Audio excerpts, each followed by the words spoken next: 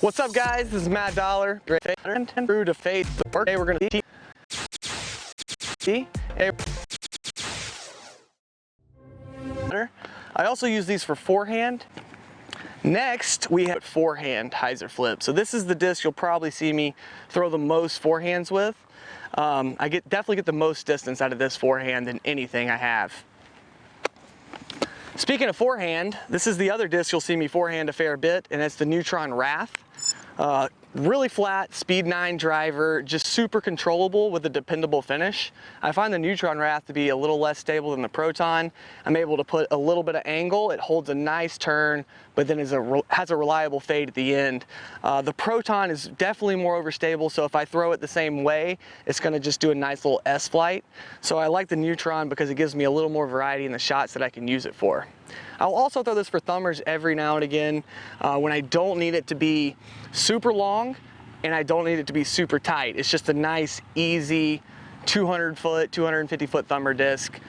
So I will use that from time to time.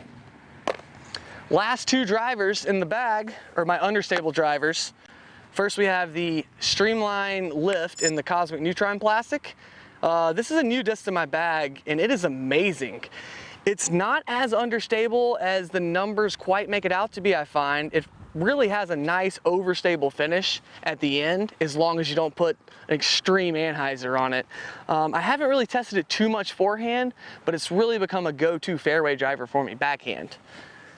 Now to complement the lift, I have this very beat up Plasma Insanity. I've been throwing this one for over a year and it's very unstable. Even for an Insanity, it's very unstable. I believe this one actually weighs about 167 grams. So I really like this for rollers.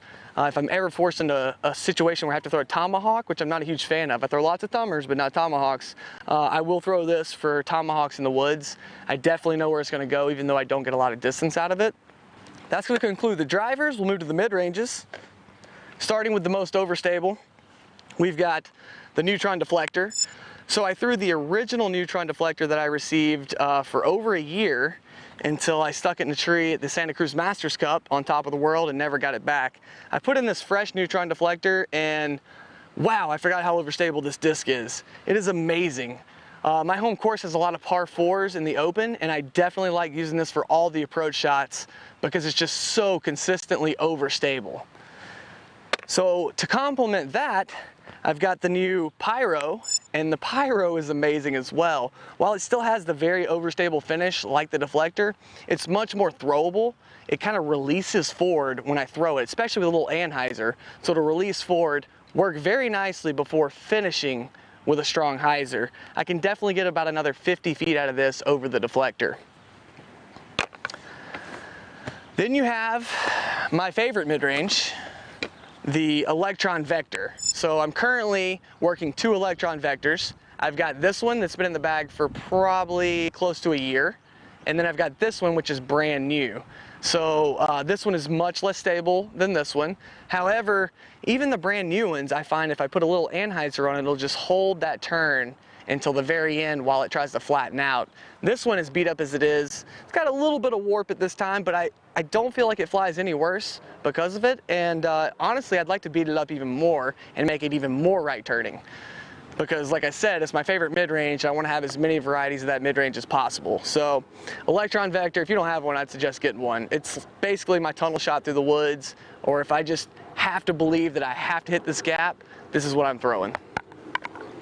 So now I'm going to move on to my putters. If you followed me at all, then you know I am a huge fan of the Envy. So my throwing putters, I have blank Neutron Soft Envy.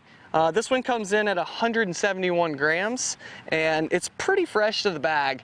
I just love the Neutron Envy. I'm able to throw it with hyzer and it only moves on a left angle. However, if I throw with anhyzer, it just works out the flat very nicely.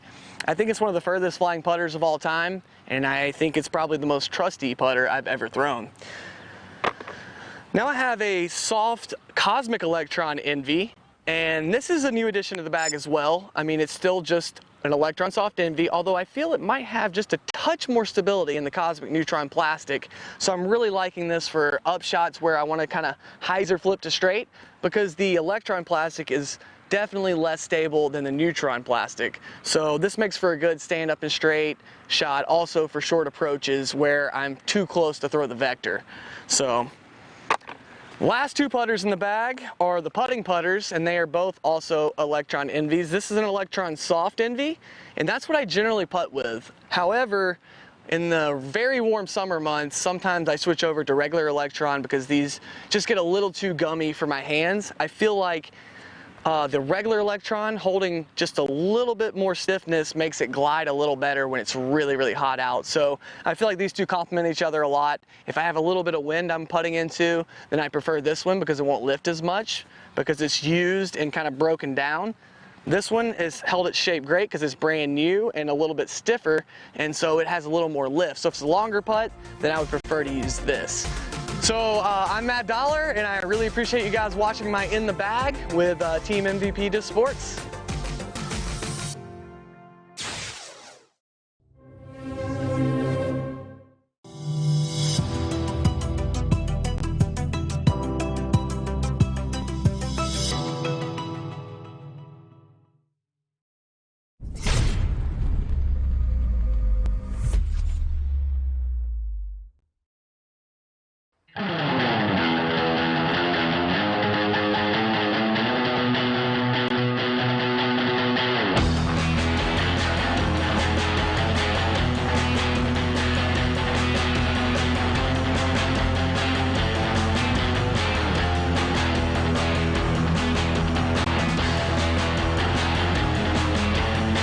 So as we see, James Conrad pulling out in front of everyone right now. His 7 under through 10. Well,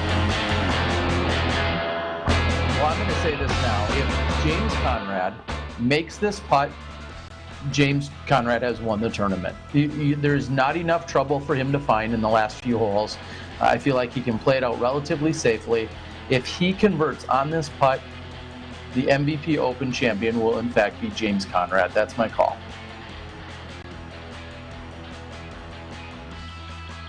The door is wide open here. Paul McBeth could potentially pick up 2 strokes on James Conrad if he converts this putt.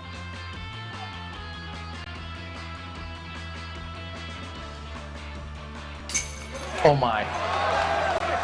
We have a match here, folks. Paul McBeth with the birdie on hole 14.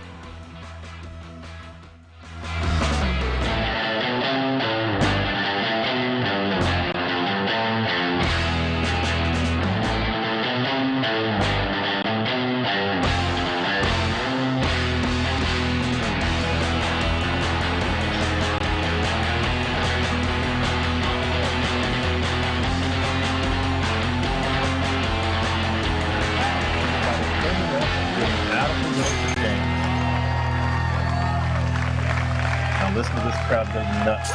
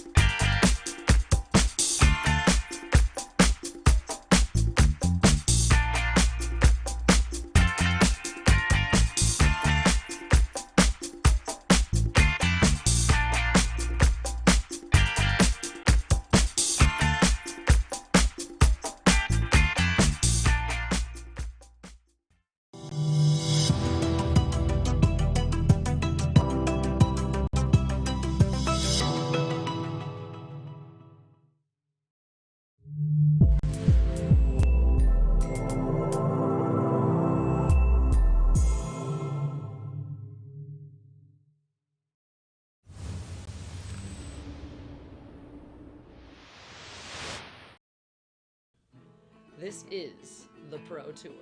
Hey, I'm Nate Doss, and I'm playing the Pro Tour. I'm playing the Pro Tour. I'm Ricky Wysocki, and I'm playing the Pro Tour. This is the Pro Tour. I'm Paul McBeth, and this is the Pro Tour. I'm playing the Pro Tour. I am Kale Laviska. Dustin Keegan. I'm Big Germ, and this is the Pro Tour. Say it better like you, say it more like you. This is the Pro Tour. I'm Sarah Hokom, and I'm playing the Pro Tour. I'm Eric McCabe, and I'm playing the Pro Tour. I am the Pro Tour. I'm Will Schusterick, and this is the Pro Tour. How's that cheese? Oh, this is gonna be good.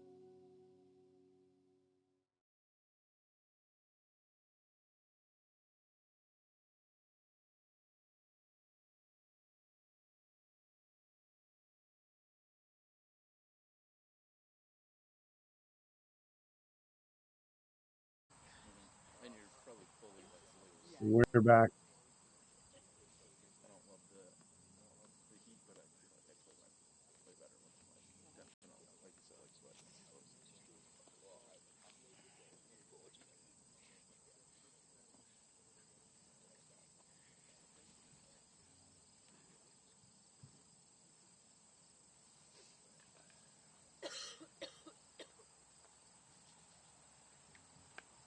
Good morning. We are live on the tee with our lead women group at the MVP Open. Up first from Plano, Texas, Paige Pierce.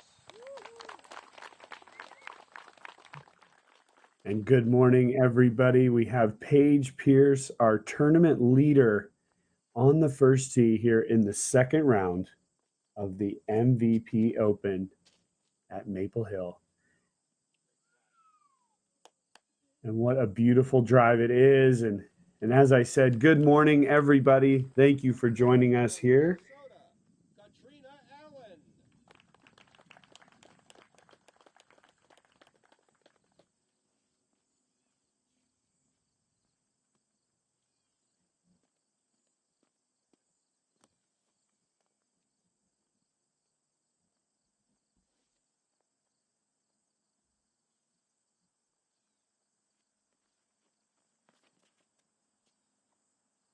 And this is Catrina Allen at 4 under par.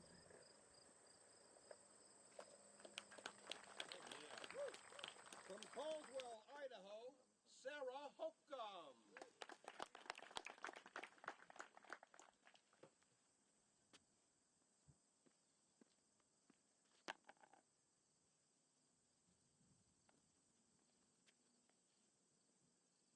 And now last year's champion, Sarah Hokom.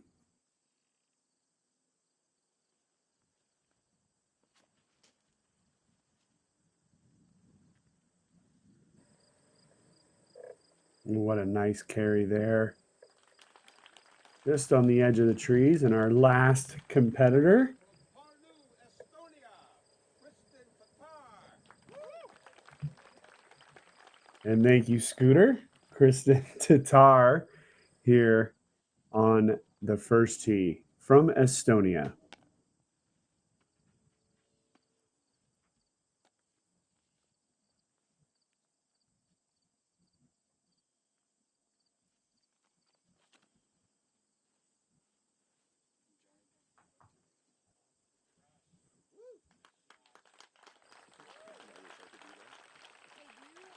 And there we go, all four. And let's hear from Terry Miller on the first tee.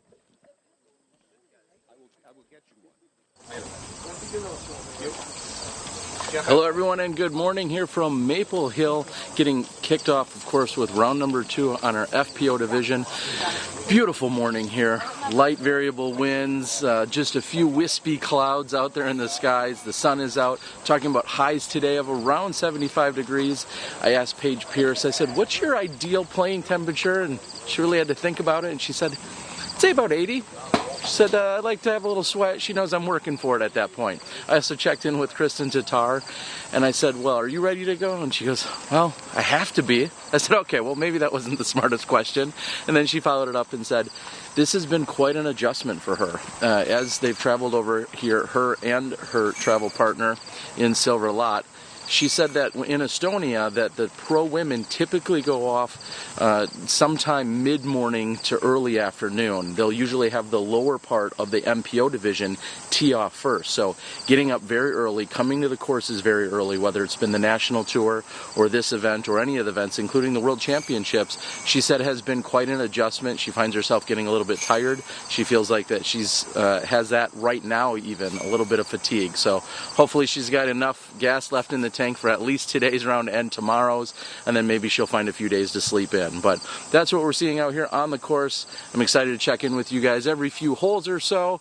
Thank you, Nate and Val. I know you guys are up early. I can't even imagine calling the shots at that time in the morning. So let's get back to the action. Again, thanks for joining us. We'll see you in a few holes. Yeah, and as Terry said, I am Nate Doss. This is Valarie Jenkins, my pro commentator here for the ladies.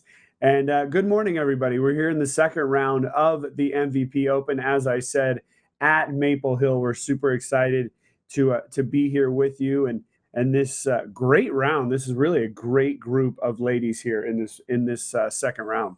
Yes, it is. We have Paige Pierce. You can see at the bottom of our screen at 6 down, coming into the second round. Right behind her, Catrina Allen, and really not that far off on a course like this. We have Sarah Hokom and Kristin Tattar at 1 down. So these four ladies are the only ones currently at under par. While we'll keep an eye on the second card. There's 3 players on that card: Elaine King, Rebecca Cox, Missy Gannon. They're at even par, while Haley King is at +1. So we're still bunched up right here. We have 1 round in us. We're getting into the second round here. Really, anything can happen. Yeah, you're right. Absolutely anything can happen. I mean, yesterday we basically saw what we thought was going to be, something really special from Paige. A couple little hiccups. All of a sudden, she comes back to the field. She still has a 2-stroke lead, but at this point, really anything can happen. We still have so much tournament left, but these are definitely 4 premier players. Sometimes we always don't get all of the players stacking up like this, but in this case, these are the 4 premier players who have played incredibly well over this last month or so. Kristin Tattar from Estonia playing well here in the U.S. And interesting to hear from Terry, the fact that she's not used to playing this early in the morning, because in Estonia there was just a little bit of a different format. But I think she's nevertheless going to be ready. She's prepared. Because you got to be, Nate. That's what she said. Yeah, that's what she said. I mean, it has been a change up here with the FPO starting so early in the morning, but it allows us to have live coverage, allows us to follow the entire round for these ladies. And I always thought that was something willing to sacrifice. We can sacrifice a few hours of sleep as long as we get to feature the best women in the game. Yeah, absolutely.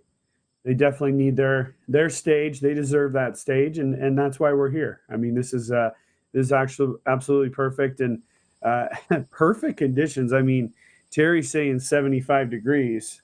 That's like music to my ears, that's for sure. Paige Pierce wanting it to be 80. Of course, she's from Texas, and so there's no surprise there. Maybe 85 for her. But at any rate, all 4 of our competitors have now thrown their second shot, and they are down in the middle of that opening. So 4 good drives, 4 good upshots, and I think all 4 of our competitors in position to make what should be fairly standard pars here on the first hole. That's right. Yeah, this is par 4, 720-foot hole. Starts off 2 placement shots. I mean, the first drive is a big booming shot, but the second shot is definitely a placement shot. And you get yourself in a good position to make that par. It's pretty difficult unless you get an absolutely perfectly placed drive to go for it. Yeah, agreed. And Paige has left herself just a little bit back due to the fact that she was kind of tied up in a couple of trees. We saw her yesterday padding her OB statistics, and what a perfect shot that was, hitting the rock right under the basket there. We saw her pad her statistics, her OB stats here on the first hole yesterday, but make the big par putt. So really no harm, no foul there. And she really, I mean, there were just a few errors that Paige, unforced errors. Yeah. And this was one of them. And she was sitting at 8 down, actually going into the 18th hole yesterday, and ends up 6 down. So it had 2 more OBs to add to her stats on hole 18. So there were a few things that Paige, I'm sure, would like to clean up, but overall, she shot pretty incredible yesterday and definitely deserves to have that lead spot right now. Yeah, agreed. And Kat showing a little bit of trickiness there with a nice little touch sidearm, putting it within about 5 feet of the basket. Boy, Sarah is just a little bit too far to the right. Looks like she's going to have to negotiate a couple of those big trees on the corner that we actually saw Paul Macbeth hit yesterday. So they come into play at all levels here, this corner of this tucked in the woods green.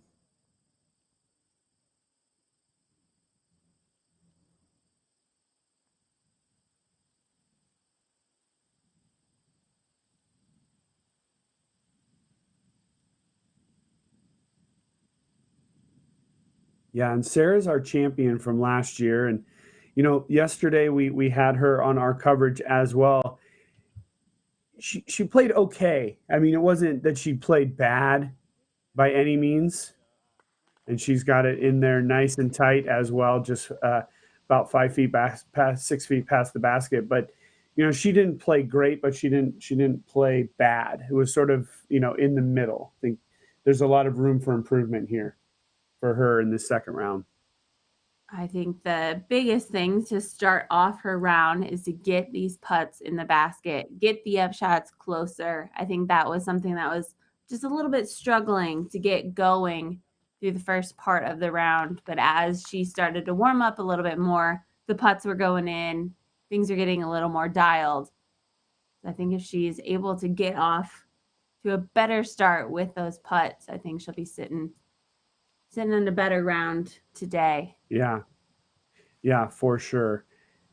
So it should be 4 pars for our lead card here on hole 1 of the second round. Just a reminder to everybody back home, this is just a 3-round tournament here on this Labor Day weekend. So the tournament will end tomorrow. So at this point, the intensity is already ratcheting up because this is, as they would call it, moving day. In a 4-round tournament, that third round really solidifying yourself for an opportunity to win going into tomorrow's final round.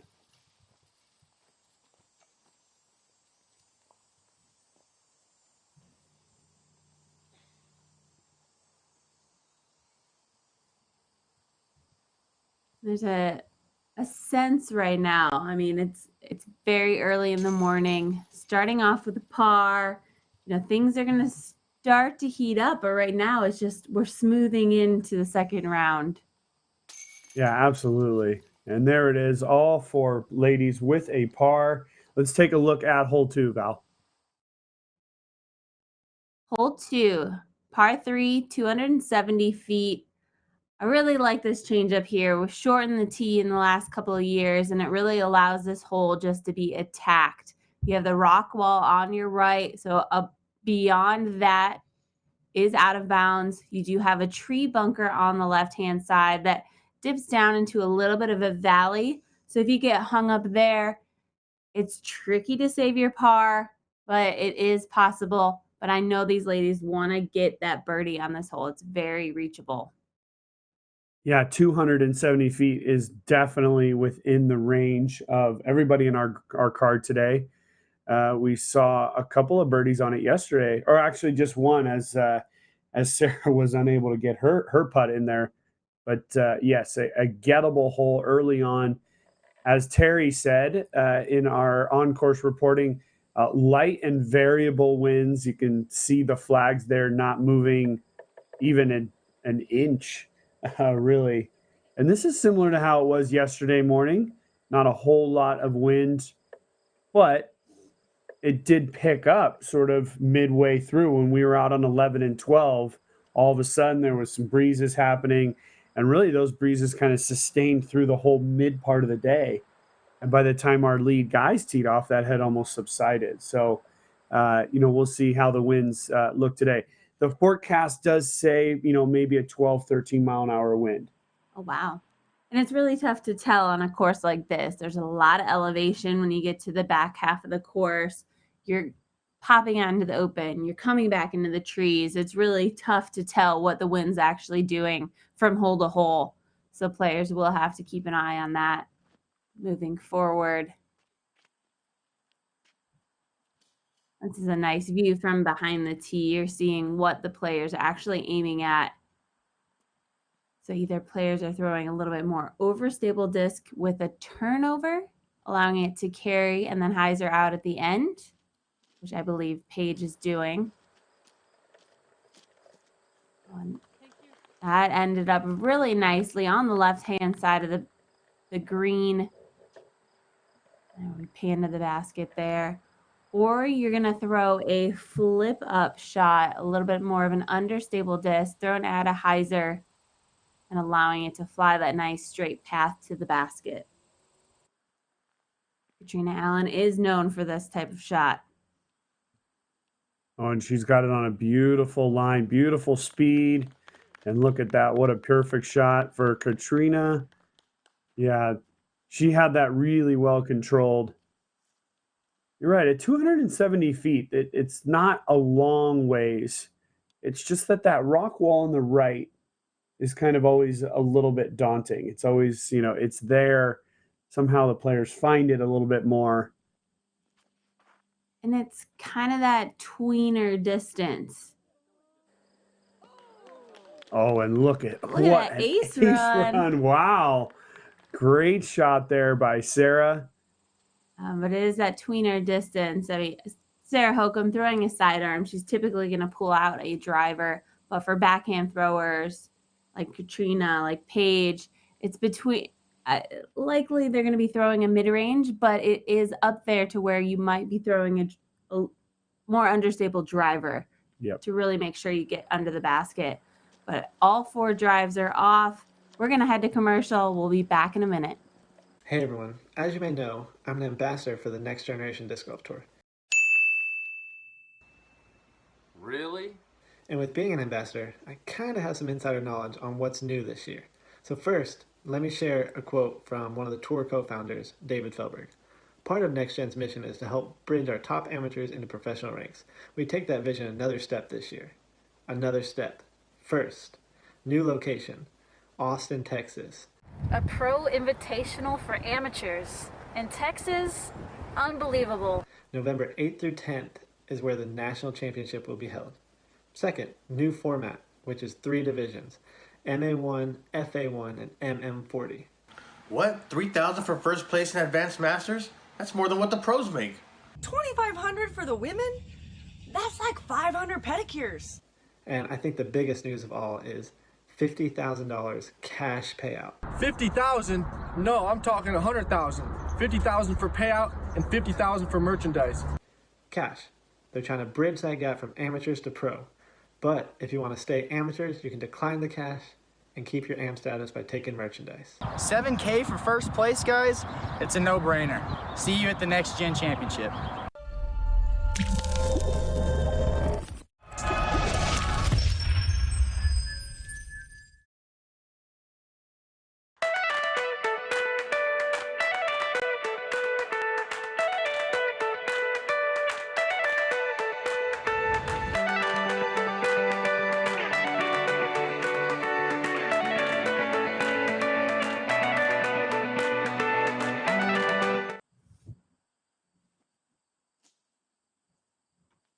And back with Kristin Tattar on the left-hand bunker tree area that I was mentioning in the whole preview. And it's tight and technical. Or throw a little bit of a sidearm out, but not making it out very far. So she's going to have a big putt ahead of her.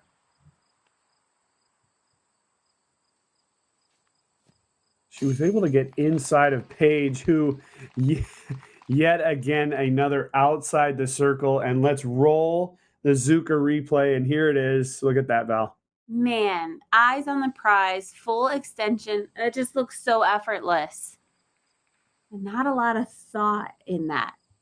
Yeah, she's locked. I mean, she's absolutely locked in. This is incredible to see Paige Pierce putting this way. Oh man. Boom. Nice putt. Kristin Tattar. And let's roll the Zuka replay yet again. On hole 2, we're getting 2 replays. I mean, those putts deserve it. Big save from Kristin Tattar. Yeah, that is a big save. Good momentum shift for her, because really the drive wasn't that bad. It was really just a poor up shot and then a great putt equals a par. So no pictures on the scorecard there at all. And let's see what Catrina's got for us. And she's able to get it in there as well. Our last competitor is Sarah Hokom, who actually had an ace run on this tee shot. Now, Sarah had just a few missed putts yesterday, even very short on the 18th hole, missing one of this distance. So big test for her here early on. And she passes that test with flying colors. And there we are, hole 2. What some great action there. Let's take a look at hole 3. Hole 3, par 3, 325 feet. Starts off with a very tight off the tee drive, and you really have to work your disc for this one. Starts elevating uphill toward the basket, and you want your disc, an understable disc, flip over and fly hyzer back to the basket. It is a huge S shot, but as long as you judge the distance correctly, you'll be able to make yourself into the fairway. Otherwise, there's a lot of scrambling that you'll end up seeing on this hole, whether it's hitting early or hyzering out into those left-hand trees. Yeah, this is where we start the run of scrambling, as you will, because we head into the woods now. And if you get caught up early, all of a sudden the hole changes drastically, and it's almost a completely different hole. But if you get through 3/4 of the hole, the fairways, kind of tend to open up a little bit, except maybe hole 6. But yeah, it's definitely one of those parts of the course where just having to get through is so important.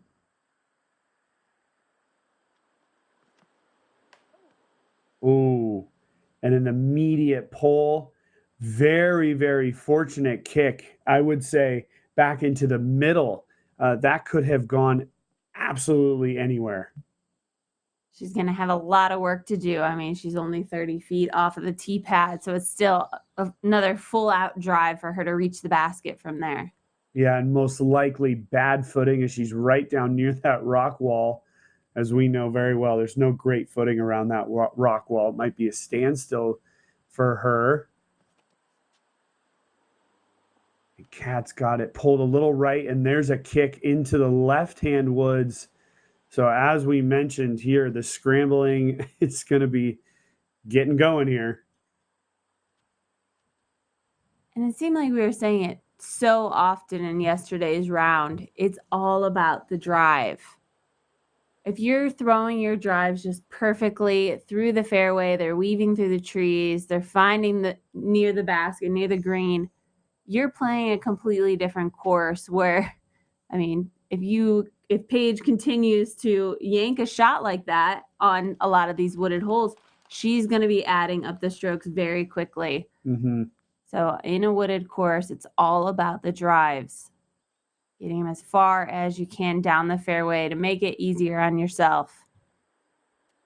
Yeah, that's absolutely right. Sarah put it in a pretty good position. She's just on the left side of the fairway. Let's see what Kristin has for us. Now, these are opportunities now for these players to execute some really nice shots. Oh, I love this. This is beautiful. And she's going to give herself a birdie look. That's hole 3's tee shots. We're going to stick with it here because we have Paige Pierce just 30 feet off the front of the tee pad.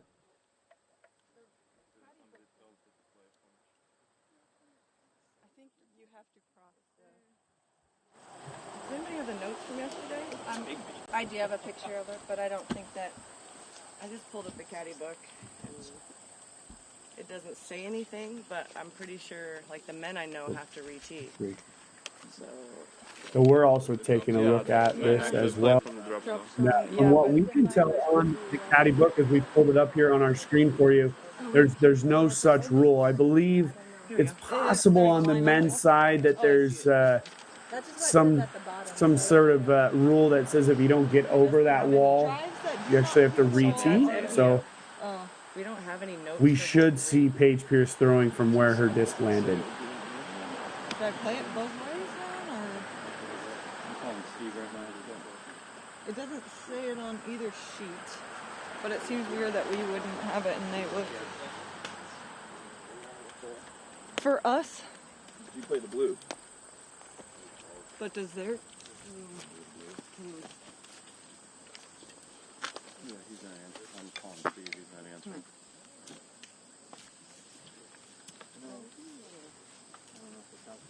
Yeah, we sort of heard Paige mention, should I play it both ways? This is that provisional rule that we always talk about. A lot of TDs it's up to you, talk about as well. Take a provisional if you're in any kind of question whatsoever. It doesn't say where to play from. Because you would either have to take it from where you were out of bounds, well, you were never in bounds, right? Yeah. So then that's a re-tee.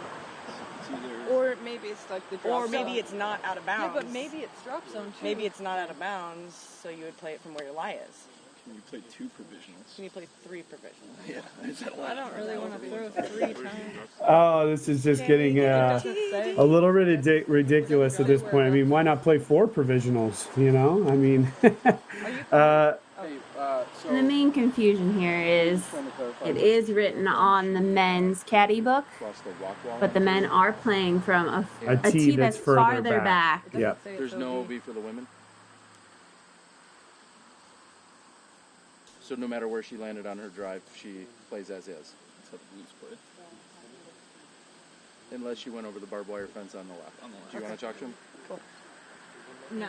Okay. All right. So there's no OB. She plays it. So Tear Bear Miller jumping in there, and he's got Steve Dodge on speed dial, who's the event director, and and so as we thought, Paige will go down and make her next shot. A little bit of confusion there, which I always feel a little bit kind of throws just the group off a little bit, because all of a sudden you're talking about rules and provisionals and. Oh, and you hate, like, she's so far back. You'd hate to throw this shot so many times and play 2 different shots out. Like, that would mess up my momentum as well. Yeah. But it is a little bit confusing, as you'll see that white rope, which carries along the entire right-hand side of the hole 2. And that's what makes it confusing. But according to the caddy book here for the FPO, Paige Pierce is safe. Paige asking it to go backdoor. She pulled it a little bit, but it's made it way up there. She's going to have a par putt. So, boy, all of that talk really for nothing at this point. She's got it up there for a par opportunity. She got a little bit fortunate there, but. That's an incredible shot. We can see the spectators and the players heading our way. Really incredible standstill shot from down there. Yeah, it absolutely is. And yeah, we just see our cameraman kind of zooming in. Those rock walls, by the way, that was from years and years ago, back when our forefathers were really, planting this land, and they picked these rocks up, created property boundaries, and that's why the Massachusetts area and really all of New England has a ton of these rock walls. They've actually done a pretty good job at utilizing them as a boundary here on this property. So it's something that we always talk about when we're in New England is the rock walls. They're because they seemingly are everywhere. They are, and they have an abundance of rocks out there in the Northeast, as well as an abundance of woods. Yes. I mean, it's so interesting. We talk about disc golf all the time and bevel and talking to people and introducing them to the sport. And I just think one of the best aspects of the sport and traveling is to see all these different landscapes, to see a tournament being played on the TV and knowing that type of landscape, the woods, the rock walls. You can pick out New England just like that. Ooh, and Kat able to navigate, thread the needle from that left side. She's going to also have a look at saving par. So a little bit of, again, scrambling happening here. So that's always fun to watch and always exciting for the players as well. I mean, obviously, you never want to be left that far back, but it's always exciting to, potentially get that par. And when you do solidify that par, all of a sudden there's a bit of a boost that happens too. So, yeah. We'll see Sarah Hokom here. It's much further up the fairway, just on the left side. Maybe about 90 feet. 90, inside 100 feet, let's call it, for just a little chip up.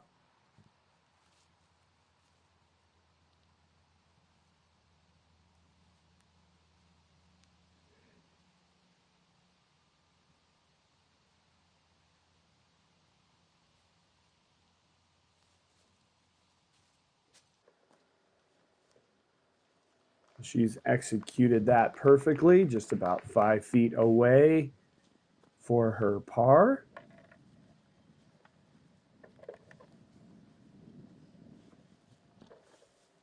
As we see our camera just moving over here, we're going to see Paige Pierce now lining up for this par.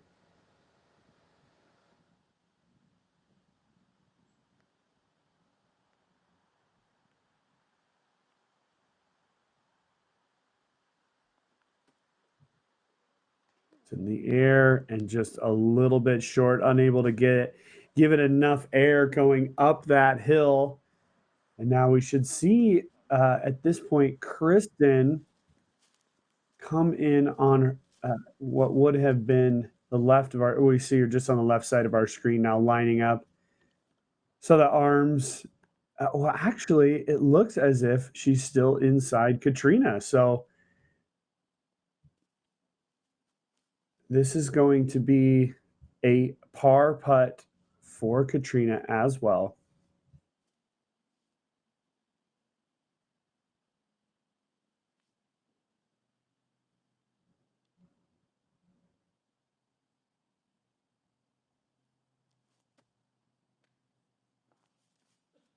She immediately turned her head as she knew it was going to be to the left, just not enough curve on there. And then we're going to see Kristin here sort of just laying it up. I think the trees were really the biggest issue there, Val. And it was a very big putt. I mean, right. Paige starting out with a big jump putt. I mean, they're still about 55 feet away from the basket with a slight rise up elevation to the basket. So it takes a lot to get your putt there, and it takes a lot to keep it on line the entire way. So Kristin Tattar just surrendering there. Catrina Allen was left with a little bit of a tester. It hangs out on the right-hand side of the basket, but able to just suck back in. Yeah, we've seen better putts fall out, but basket helping her, that is a part of the game. Those baskets are tricky, and there's Paige putting it in. And that should leave our other two competitors with fairly standard just tap-ins here for 2 pars and 2 bogeys here on this third hole, as we've now headed into the woods for this sort of middle section. Next about 5-6 holes. There's Sarah. And here will be Kristin. And there it is. Hole 3 is now in the books. Let's take a look at hole 4, Val. Hole 4, par 3, 250 feet. Starts off, they did a little change this year with Amanda on the right-hand side, along with a big MVP to sports banner, now allowing you to take that hyzer route down to the basket. So it's just straight ahead. This is a putter shot as the slope goes down, down, down, down, down to the basket. But you got to watch out for gravity, and you got to be careful of the speed that you're throwing. You see the pond just about 25 to 30 feet beyond the basket. So if you sail over that wall, you're going to be adding a stroke to your scorecard.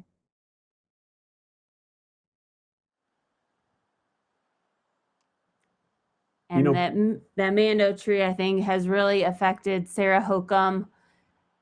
Every year that I've ever played with her, she's taking that outside right route and really worked the sidearm down to the basket. So forcing her to go up the gut with everyone else this year. Yeah, and we actually couldn't see Sarah's shot there, but we heard the crowd responding a little bit. But I think she's just off to the left of the basket. Should have a birdie look. Here's Kristin.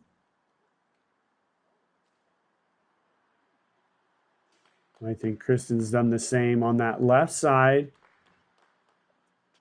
I would say really that even though there's some roots and rocks and things, landing at about 40 feet short is really the best play because of how steep the hill is. You put a little bit of, of your fate in the hands of the ground, but I think it's just ultimately the better play. It's a very Dela-like hole. In this case, a lot of dirt, a lot of roots, and you're working with gravity. And so, yeah, that would be a play you would bust out, but it would trickle down to the basket, allow it just to scoot, do a little ground play, and work its way, and then slow down as it gets to the basket. Yeah, absolutely. Really, look at this turn. Oh, and hits the tree, sticks close. We'll take a quick break. See you in a minute down the green.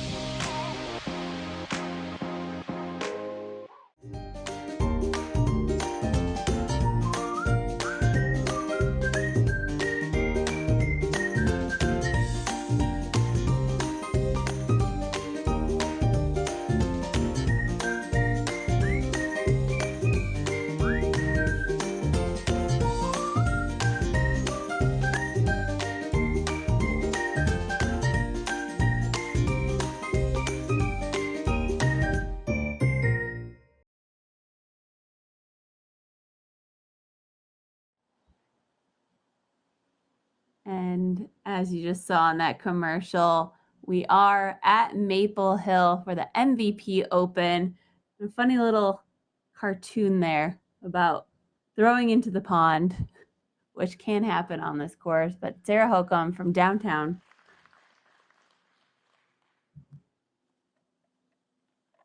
Yeah, Sarah just nestling it up there, and Kristin's going to have a similar situation, I believe. I just think there's too many trees, just pitching it down there.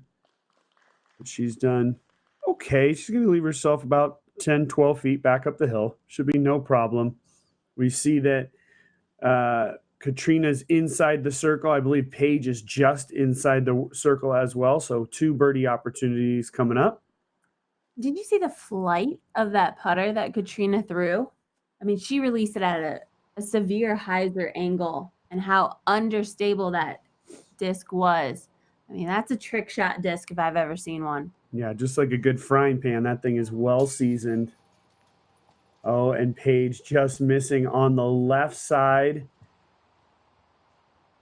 You can see her frustration. She knew exactly what she needed to do and just was not able to execute. And so here's an opportunity for Kat to get 1 stroke. Obviously, we still have quite a bit of maneuvering. Every stroke counts.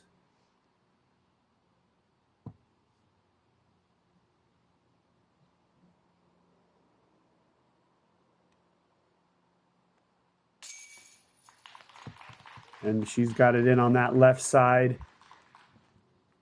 Actually, Paige's putt went a little bit beyond with some tricky footwork, it looks like. Couple of trees in the way. She's not very far away. She walked way beyond her actual lie. It scared me a bit. But yeah, big straddle out to get a good view of the basket.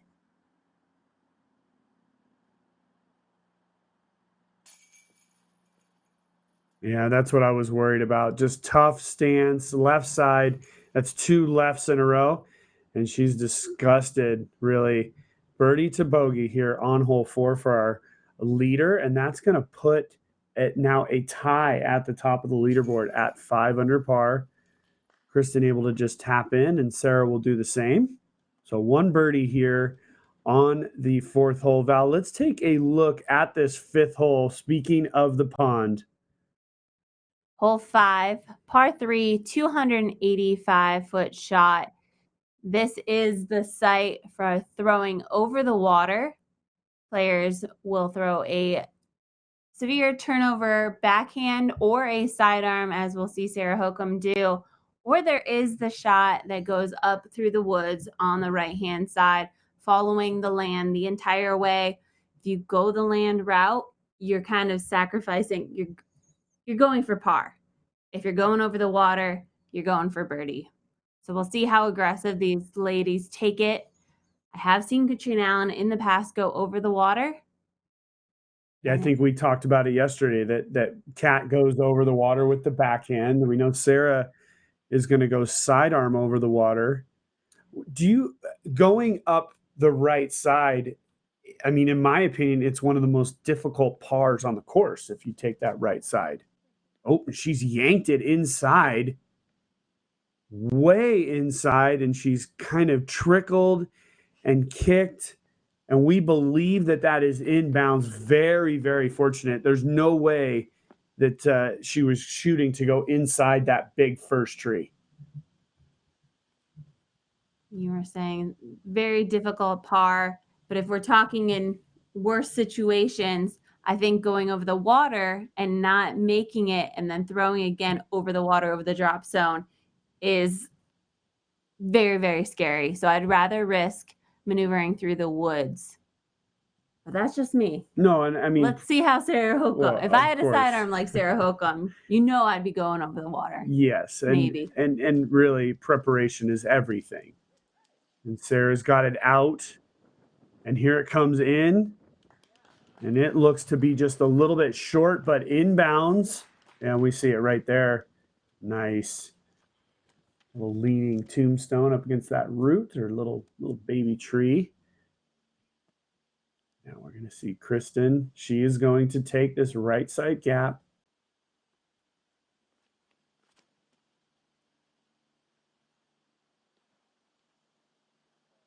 Aggressive play. We saw it hit the tree right there in the middle. So from there, how's that?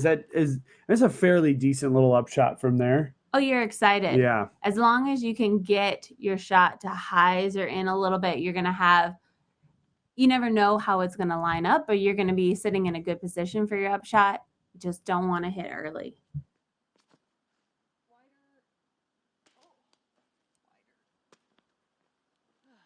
And Paige hitting just about, I don't know, maybe a quarter of the way up the fairway. And I think we're going to forego the commercial break here on hole 5, as it'll probably be here just about 15, 20 seconds by the time Paige gets up to her shot. So let's just take a quick look here. We'll take a look at the top 10 leaderboard, and really not too much difference. The big difference is that chase card you mentioned, all three to 4 over. I mean, that entire group you can see is really 3 to 4 over. Yeah, exactly. And we see Catrina Allen and Paige Pierce now sharing the lead after that birdie bogey switch up. So strokes can be handed back and forth, especially in these beginning holes in the woods. This really gets you going into the course. Very difficult holes, and this is a very difficult shot. Yeah, this actually brings water into play. If she were to not hit her gap, she could kick left into the water. I think she's hit that gap nicely. She has gotten through, and we can see that she's inside circle one, but there's some trees to maneuver and an elevated basket. That's not a shot that I envy at all right there. And look how close the pond is. Yeah. With water right behind, with OB right behind. It'll be interesting to see if Paige is feeling that aggressive to go for it, especially after missing a few shorter putts. I think, honestly, I think Paige answered that question for us yesterday. You know, we felt as if 18, the prudent play would have been to lay up. She decided to go for it, cost her multiple strokes from that point moving forward, you know, on that hole. And, you know, I think that kind of tells us everything we need to know about Paige Pierce. I think she's going to be going for this putt. Oh, Kristin having to maneuver a little sidearm. That's the second time we've seen her use that touch sidearm. Now she's going to have that same 33-foot elevated basket putt, although she's at an angle that gives her a little bit more leeway behind, maybe another, you know, 8-10 feet. But either way, scary nonetheless. And so we're seeing where Catrina's drive ended up after pulling it far to the right-hand side, but she is safely inbounds. Just going to try and get it over those squirrely trees.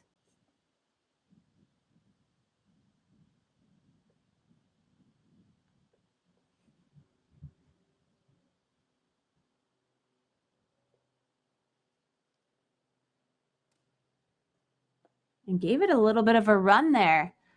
I mean, I guess while you're throwing it up and high and over those trees, you might as well go for a high elevated basket as well. But lands safely next to the basket. That'll be a drop in for her par. And here's Sarah Hokom's lie.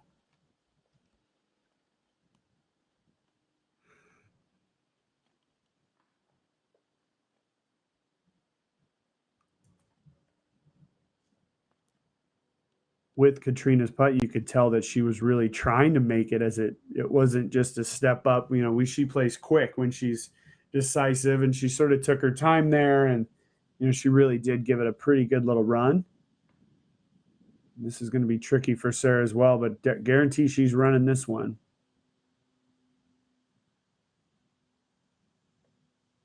Wow, choosing that a little bit of a turnover. And safely on the ground, no problem. You know, it was an outside chance to make that putt as it was.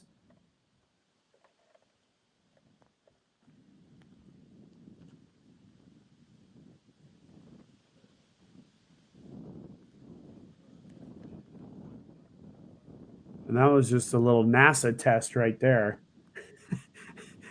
If everybody at home was fine, you could potentially be an astronaut. But here we see Kristin Tattar. She's going to have this putt for par.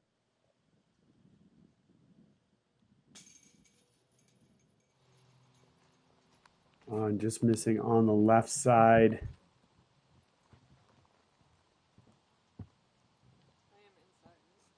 And here we go. We see Paige just getting settled in. We know she's going for it.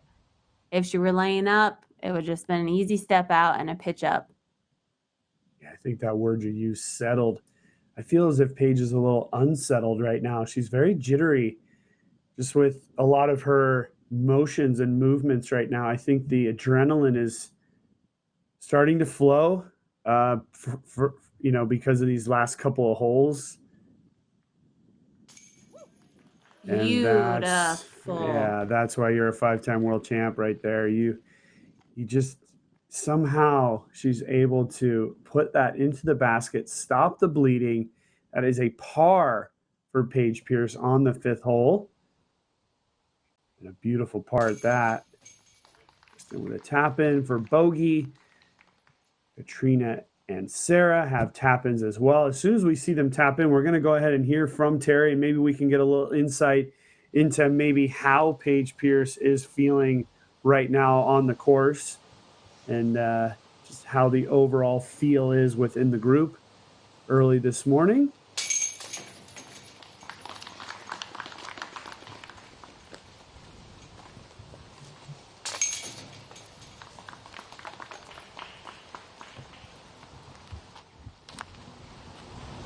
So there we are. We are through hole number 5 out here. A few things to pick up. Of course, back on hole number 3, there was a clarification that needed to be made as to whether or not the line that was there that's played for the MPO side, if that's considered out of bounds. Ultimately, when we got in touch with Steve Dodge, he said that it is not, and only the far left side barbed wire. But Paige was ready to play provisional. She was just trying to figure out with the rest of the group as to how to proceed. But we got the call and we got it all right, so everything was taken care of there. Paige very happy, in fact, to find circle 2 and almost try and be able to get up and down and still save the par. Now, thinking about hole number 5 here a few moments ago, Catrina wasn't exactly pleased with her shot, as she felt like she turned it over a little too much. As she turned away to the crowd, she had a smile on her face, thinking maybe she got away with one or it wasn't her best shot, but she still found herself in bounds. Paige, as she was walking down this fairway, she was talking to her caddy and she said, I just need to go over the water. She said, I need to give myself a chance at a birdie here. We saw her get up and down, so very impressive. She was very excited about it, but I think we might see a different game plan. The question is, will she implement it tomorrow during that final round, or will she hold off until she's got it dialed in possibly next year when she comes back out here? But Paige, look for her to possibly go over the water tomorrow. She feels like that's the shot she needs to get the birdie. When she did throw her approach here on this previous hole, she said, I just need to get myself inside circle 2, and she's done just that. So we're going to get back to the action on 6. We'll see you later. Boy, big thanks there to T-Dog. You know, here's the thing that I find the most interesting is the fact that Paige Pierce is aware of the fact that it's sort of ridiculous that she's not going over the water, in my opinion. I think she obviously has the skill to do it. And, you know, she's put herself in these super tough positions on both these first 2 rounds. I don't know how you feel about that, but I just think she can throw that big turnover. She's a great player. She has that distance too. We know she can.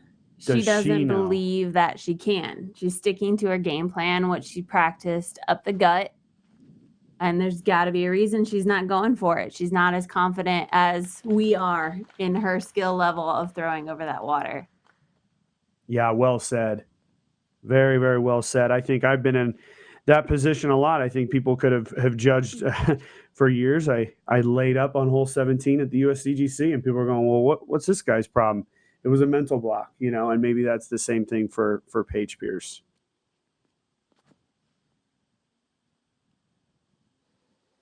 And a nice little mac off the tree. And lands her safe. It rode the rock wall for a bit there on the right-hand side, but lands nicely and safe.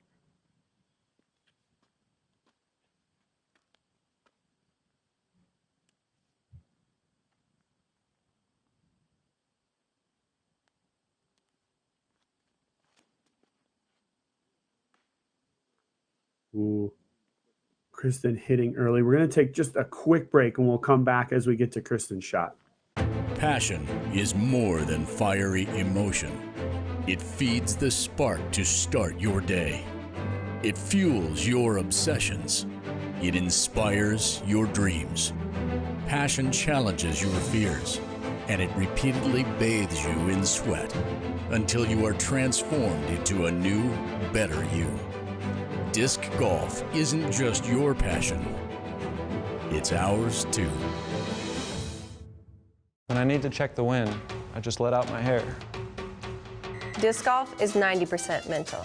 The other 10% also mental. If you want to make new friends on the course, pick up someone's disc in the fairway by accident. Stay getting birdies, my friends.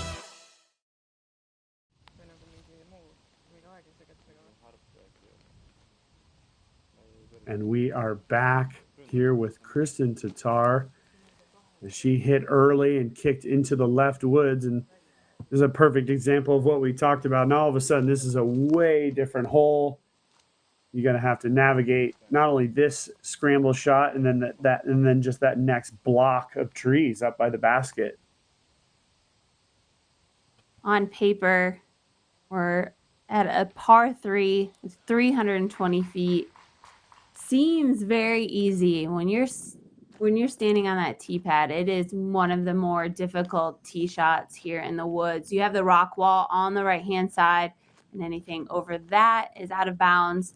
And if your shot ends up not flipping up, it can hyzer out, and you can find the pond on the left-hand side. So the tee shot, you can find trouble. But then as we get closer to the basket, things tighten up. There's a lot of trees that come into play, and any kickoff of that could send you sailing over the rock wall. So Paige Pierce has landed herself in a perfect position, able to roll out from the rock wall, and nice straight up shot to the basket. And she's really perfected that sort of walk up, big jump putt. She does that quite a bit, executing that perfectly, as you said. It's all about disc choice on that tee shot. What do you want to do? You want to throw it way far down the fairway, or do you want to land nicely in the middle? I think in this case, accuracy is a little bit more important. Catrina Allen, very nice drive. That's what you're aiming for, that big tree on her left-hand side. When you can make it there, you know you've successfully thrown a great tee shot on hole 6.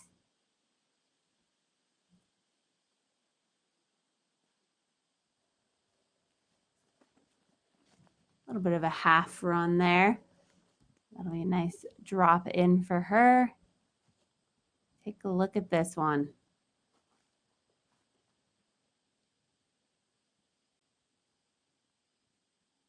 Still about 50 feet from the basket. So this will be a big jump putt. But Sarah's lining it up. Yeah, if you were to ask her in a post-run interview if she liked that drive or not, I think 100 times out of 100 she'd say absolutely. Of course, she would love to throw that in, but it's still an outside chance. It's not a gimme by any means, or even an opportunity potentially. We know that she's going to be happy with that drive. Make this an easy 3.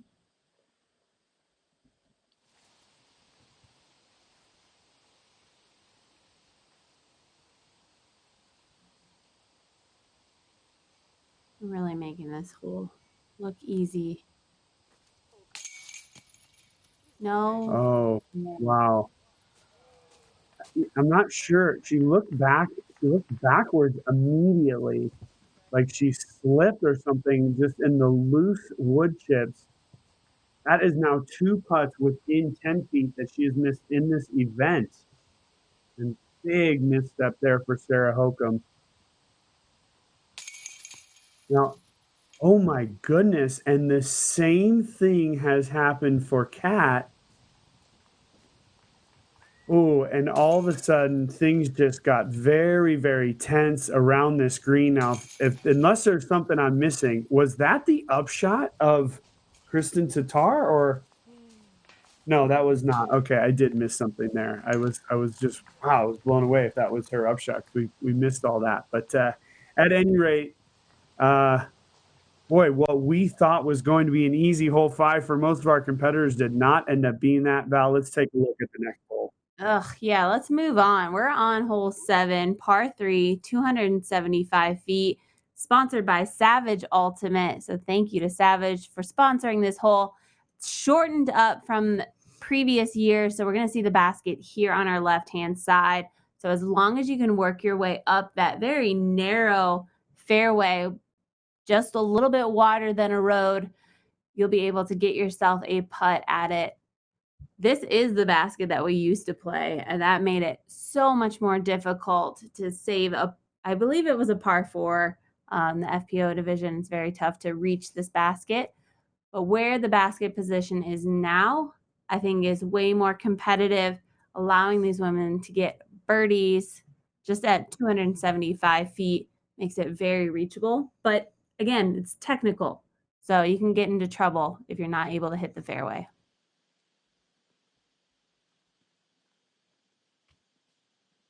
Beautiful explanation there, Val. We saw Paige Pierce execute this shot absolutely perfectly yesterday. Just a nice little straight shot right up the road. She's got a little bit more hyzer on it this time. And the crowd likes it. I think she's going to have maybe a tight look between the trees. But man, what a sense of nervous energy after that last green. You know, I mean, I've been in groups like that, and I've been a part of situations like that where I've missed short, a couple other things happen, and then all of a sudden there's just a nervous energy in the group. So we'll see how that carries over, and maybe we'll hear from Terry in a little bit, just a sense of kind of what that feeling was like. Even the crowd felt maybe a little weird. Right. Those are must get putts. And to miss a little putt like that means you're not getting the right touch on it. We saw Sarah Hokom. She might have had a little bit of slip with her back foot, but as she's moving forward and slips, I mean, there's no stopping. You're already going through your shot. But Catrina Allen, not sure what happened on her putt there. Let's see if they can get over that in the next few holes. Ooh, and Sarah able to weave it up there. It's right up near our cameraman. Let's pan right there. Oh, and she's going to have a beautiful opportunity to maybe quickly get back that missed putt from the last hole. Should be a good thing. Maybe put that in the rear view mirror.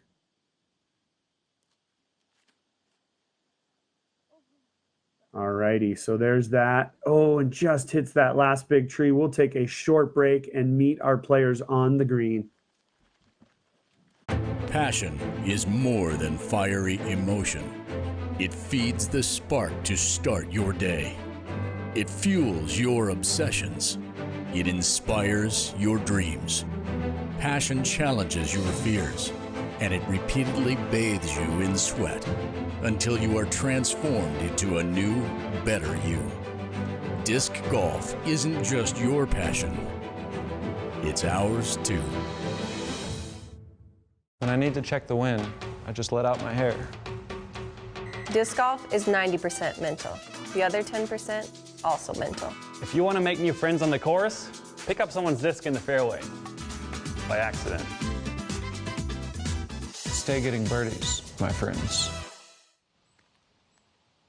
As we come back, disc in air. It was more just a layup for Kristin, so she's got it up there. As we see our other players walking up, I just, as we saw that commercial, I was just thinking we should give our big thanks to the Professional Disc Golf Association for their continued support of the Disc Golf Pro Tour, as well as each and every one of these touring professionals. Really the PDGA has set the groundwork for all of these players to succeed, so big thanks to them.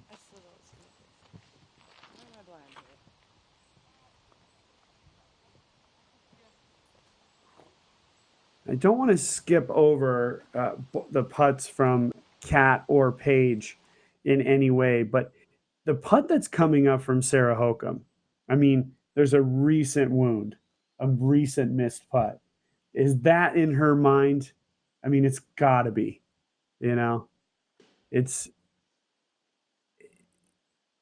she's missed a few shorties already. Oh boy, sit. Okay, sit down. You see Paige Pierce's disc. Looks like both of these putts just seem to be complicated.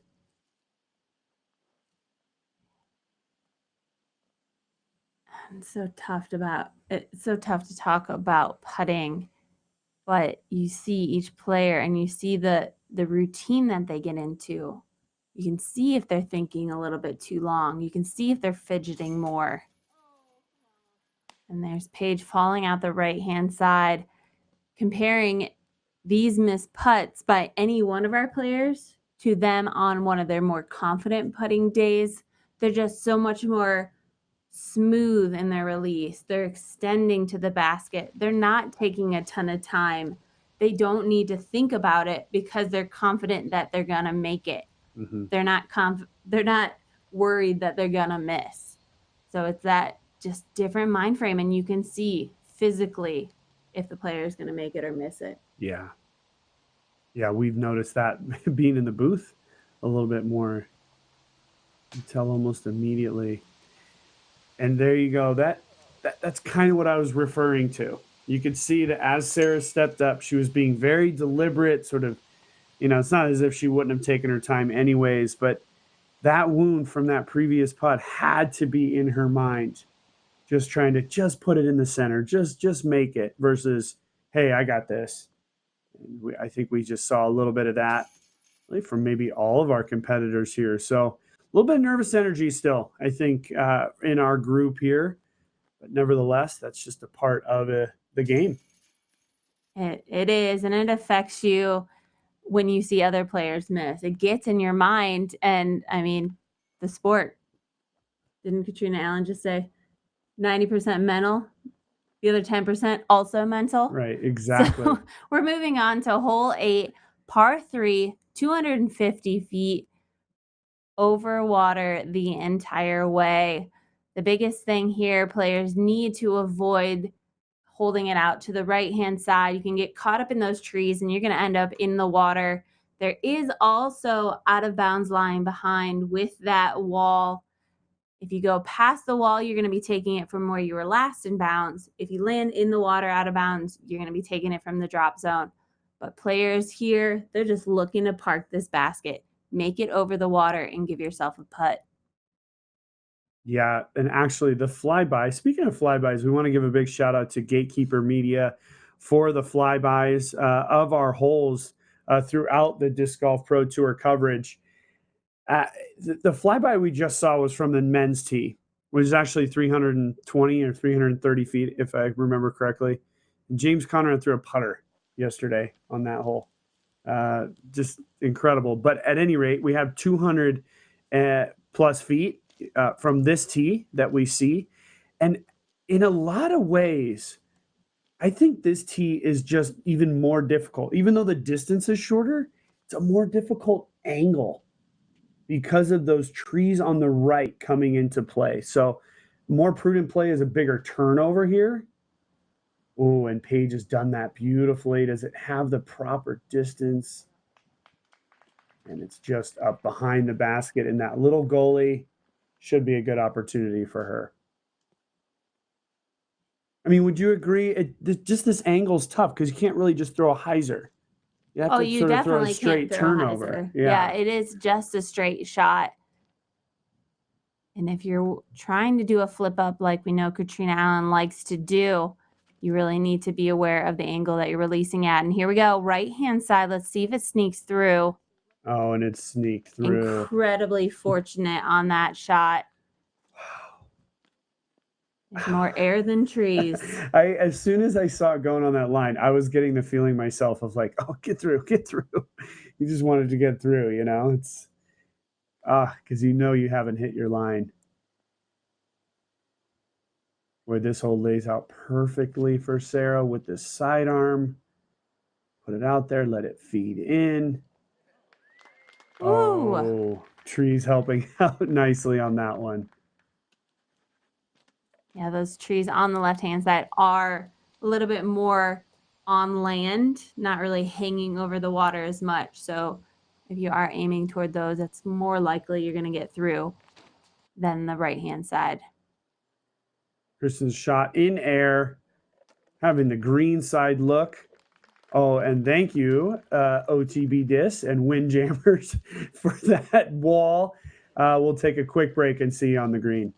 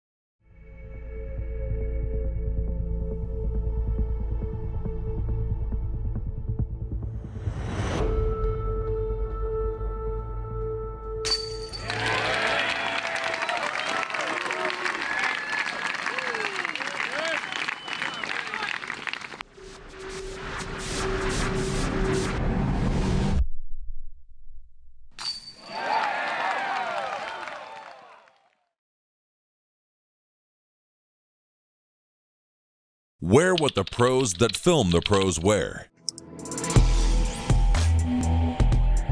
Savage Pro Tour apparel. Full body dye sub technology. Sweat wicking polyester. Lightweight Cirrus jersey. Made in the USA. Are you savage?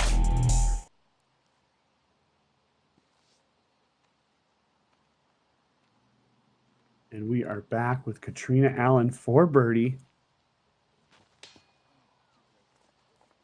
Oh, and just off the front of the room, you saw all the body language there. She knew right away. She just needed an inch more, hoping to get it. Unfortunately, not able to get it. Kat's going to run in and tap out real quick. Seen this many times before, playing quickly and getting out of the way. So Kat is officially in for par. Now we'll see. Kristin just taking her relief. Now, while these are scary, they're also a necessary part of playing a great round. You have to step up and make these putts. When you practice this hole, you're practice putting from up here, because this is where you're going to most likely land. And so I would have expected that they would be prepared for this putt and this daunting look. I would agree. And anything inside the circle on this hole, you got to go for it.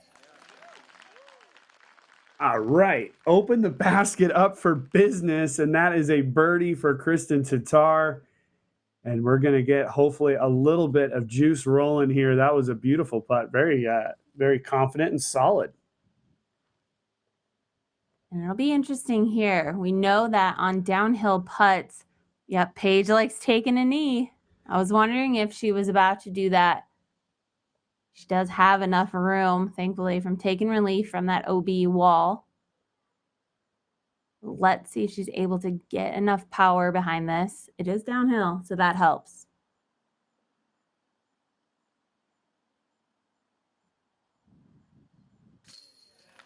There we go. Yep, and that pop up. You see her just pop up out and go grab that. That's a great feeling for Paige Pierce.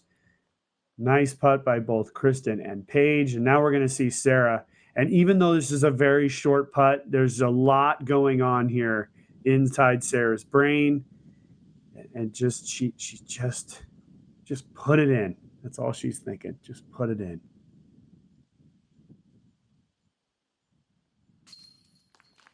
There we go. Nice tap in for birdie for Sarah, but that's a big achievement and a big boost for her mental side of the game. She needed that. We're on to hole 9. Take a look at this preview. Starts off with an uphill drive. You want to crest the hill, preferably landing on top of the hill, because you start to get a beautiful view of the green. If you can trickle your drive down a little bit halfway, you can run for the green. There is out of bounds canal right in front, as well as the pond on the right-hand side. They have moved the basket to the right-hand side of the green, making the putts a little bit more tricky, as well as popping this up on an elevation on one of the pyramids. So making the putts, if you're going for it and you miss, you might likely land in the pond. We don't want to see that out of our group today. Let's see if they can dial in this shot. It's a good chance for a birdie if you're landing in the right spots. So 2 beautiful shots can get you a birdie. Yeah, I think we see a mid-range disc or a putter. All the DD fans are probably screaming at their TVs, Nate, it's a judge or not marshal, whatever it is, deputy, yeah. So my bad on that, but we see Paige here just lining up this shot, asking for it to slow down. Boy, it was weird that she was asking for it. It seemed like it landed pretty short, but it was just like she just popped it up there. Right. She just floated it to the top. That wasn't she wasn't driving it through. She wasn't trying to get that distance. It'll be interesting to see if she landed exactly where she wanted it.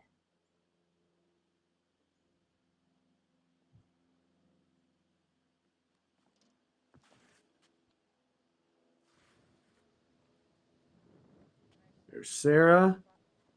She's landed it very nicely. That stump that you see right there is a good judge of where you are on the hole, especially for our fans at home. That's basically the top of the hill.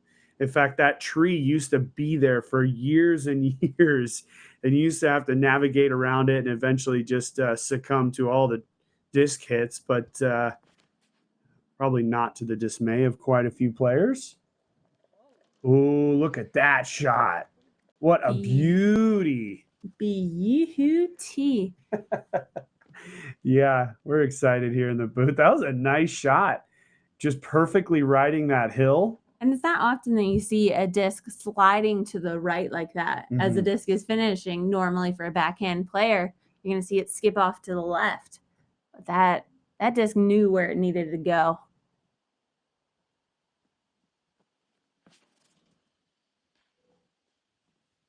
Boy, Cat kind of urging it, and I think it hit early. You could hear just a little bit.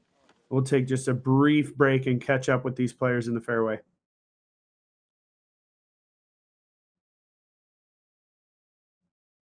Hey everyone, as you may know, I'm an ambassador for the Next Generation Disc Golf Tour. Really?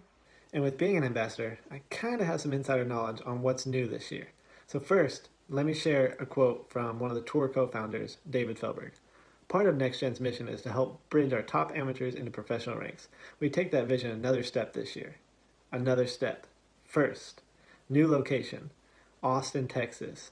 A pro invitational for amateurs. In Texas, unbelievable. November 8th through 10th is where the national championship will be held. Second, new format, which is 3 divisions, MA1, FA1, and MM40. What? $3,000 for first place in Advanced Masters? That's more than what the pros make. $2,500 for the women? That's like 500 pedicures. And I think the biggest news of all is $50,000 cash payout. $50,000? No, I'm talking $100,000. $50,000 for payout and $50,000 for merchandise. Cash. They're trying to bridge that gap from amateurs to pro. But if you want to stay amateurs, you can decline the cash and keep your AM status by taking merchandise. $7K for first place, guys? It's a no-brainer. See you at the Next Gen Championship.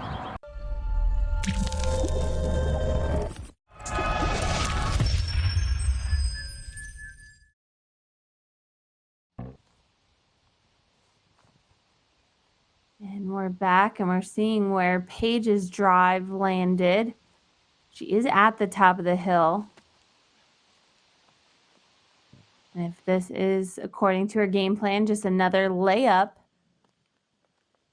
she lands safely on the left-hand side, still has to make her way to the green. But while we were in that short break, we did miss Catrina Allen's upshot. She did hit short on the left, but was able to throw a sidearm out of the woods, and she actually ended up, she's on the left-hand side of the screen. Our viewpoint right now. Yeah, just out of view. It was a really nice shot. She should have a fairly, middle of the road chip down to the green for a par save. But yeah, it was a nice little upshot by Kat at that point.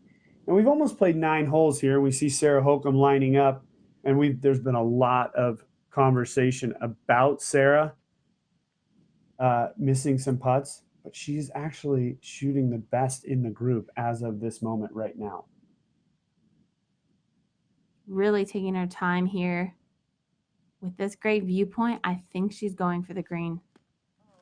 For sure. Oh. Boy, went low left. It's hard to see if that's going to be inbounds or out of bounds.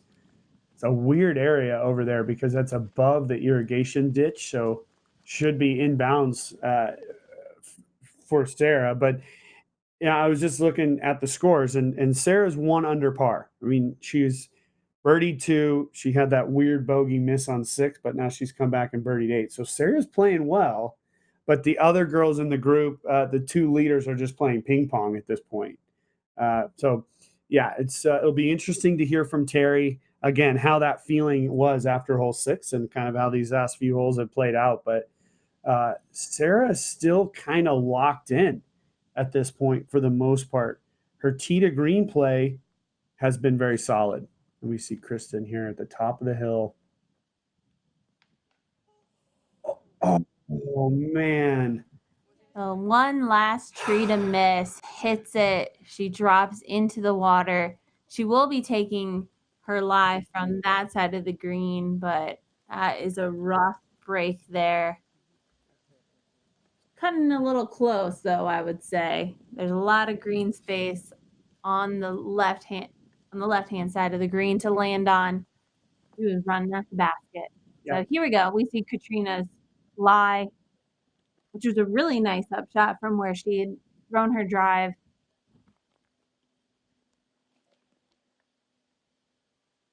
Yeah, that shot from Kristin, she definitely took the aggressive line. Kind of paying the price for it. Let's see what Kat's got. It's a little soft Annie. Just trying to lay it on that. You see the bushes and trees kind of blowing. There's a little bit of wind. Making this just a little bit more difficult. She snapped it out to the left side. And she's got it up on the green. A little bit of a fluff. Yeah, I think that wind really affected her. And now she actually has, boy, this is the genius of this new pin position. She has a tough shot right now.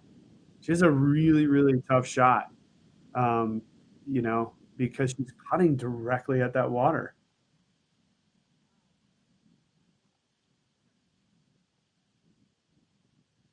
Now, Kat also doesn't have that big flyby putt, more of a push putt versus the traditional spin putt that we see a lot of our players using these days. Paige just trying to figure out her footing, make sure it's all legal.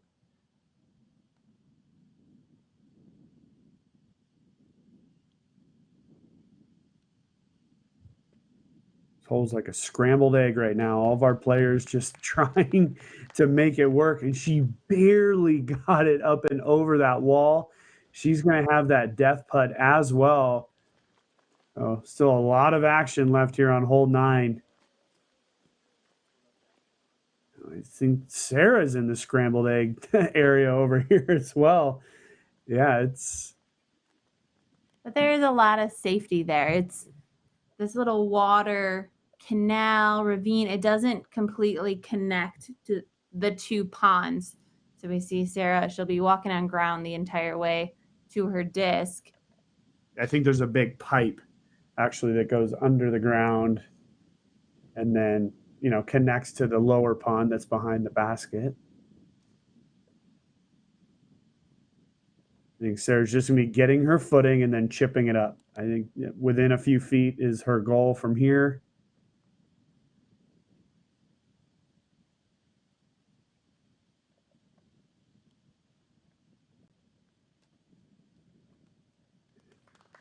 And that's going to be the easiest drop-in of the group. Kristin Tattar is going to be right next to that tree that we see in our view, but Catrina and Paige still have some testers ahead of them. Katrina's putt would be to save her. They're to save their pars.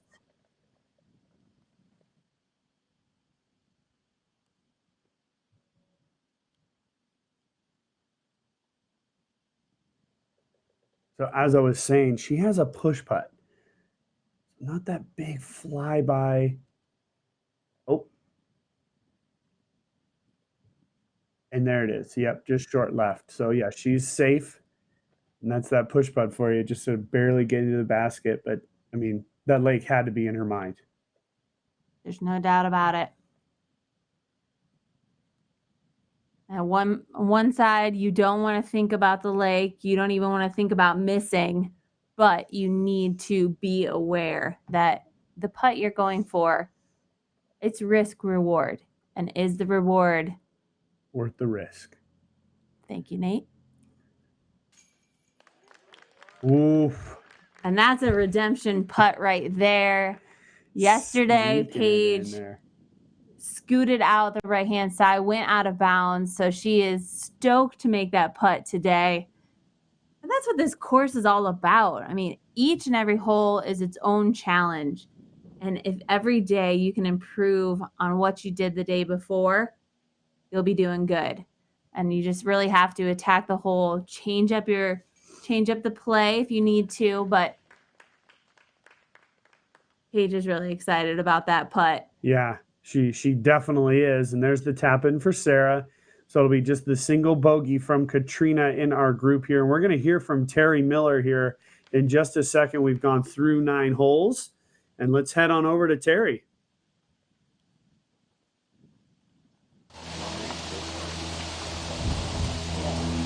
Welcome back, everyone. As we are making the turn into the back 9, we're going to start heading back up the hill. Sometimes our signal doesn't always cooperate with us on 11 through 13, so we'll do our best we can. We also, hopefully, you're seeing the whole 18 cam. As we were able to cut to that, give you a little extra action for what's happening on one of the most exciting greens in disc golf. What I want to talk about here a little bit is what we're seeing, maybe in terms of the demeanor or the tone in the group. We've seen a few relatively short putts either missed or maybe just kind of splashed out. It seems like everyone is handling it quite well. I know back on hole 6, for instance, Sarah, as she walked off the green after missing the short putt, she said, I even double-checked my back foot.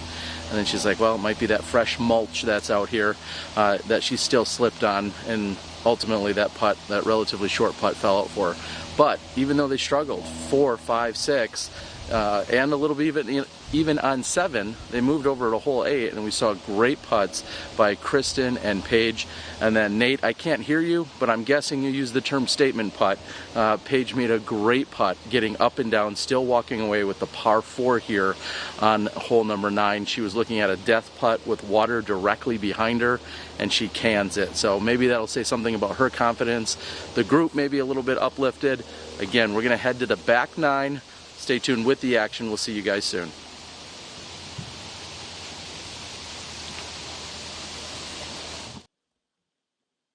You know, in not so many words, I didn't say it, but you did. And that was a big putt for her because it was. I mean, yesterday she had that very, very narrowly missed putt that went in the water and was one of the blemishes, but executing this shot exactly as she did yesterday. Really great drive on hole 10 here. It's a par 3, 255 feet or 78 meters. For all the Estonians watching. All the Estonians. Straight uphill, but you can see trees on your left-hand side, pine trees on your right-hand side. So it's an accurate shot that you have to throw. But Sarah Hokom here using all the air that she can. And this is a great position. She's right upside Paige there. That's the side you want to be on. You're getting a little bit more level with the basket, and the putts are going to be a little bit easier. Whereas landing right in front of that castle, you have a directly straight up the hill putt trying to get over those castle walls. Speaking of ease, this is playing as the second easiest hole, and Kristin getting a nice little bouncing up off that wall and in the CTP position at this point. Although that wall, with her proximity to it, could become just a little bit of an annoyance, I would call it. But yeah, playing as the second easiest hole, playing just 0.04 under par. So basically averaging par. I think this group is going to change that average. Kat looking not too sturdy on the tee and getting it a little bit up and out. She's going to have a long birdie putt. We're going to take a short break and catch them on the green.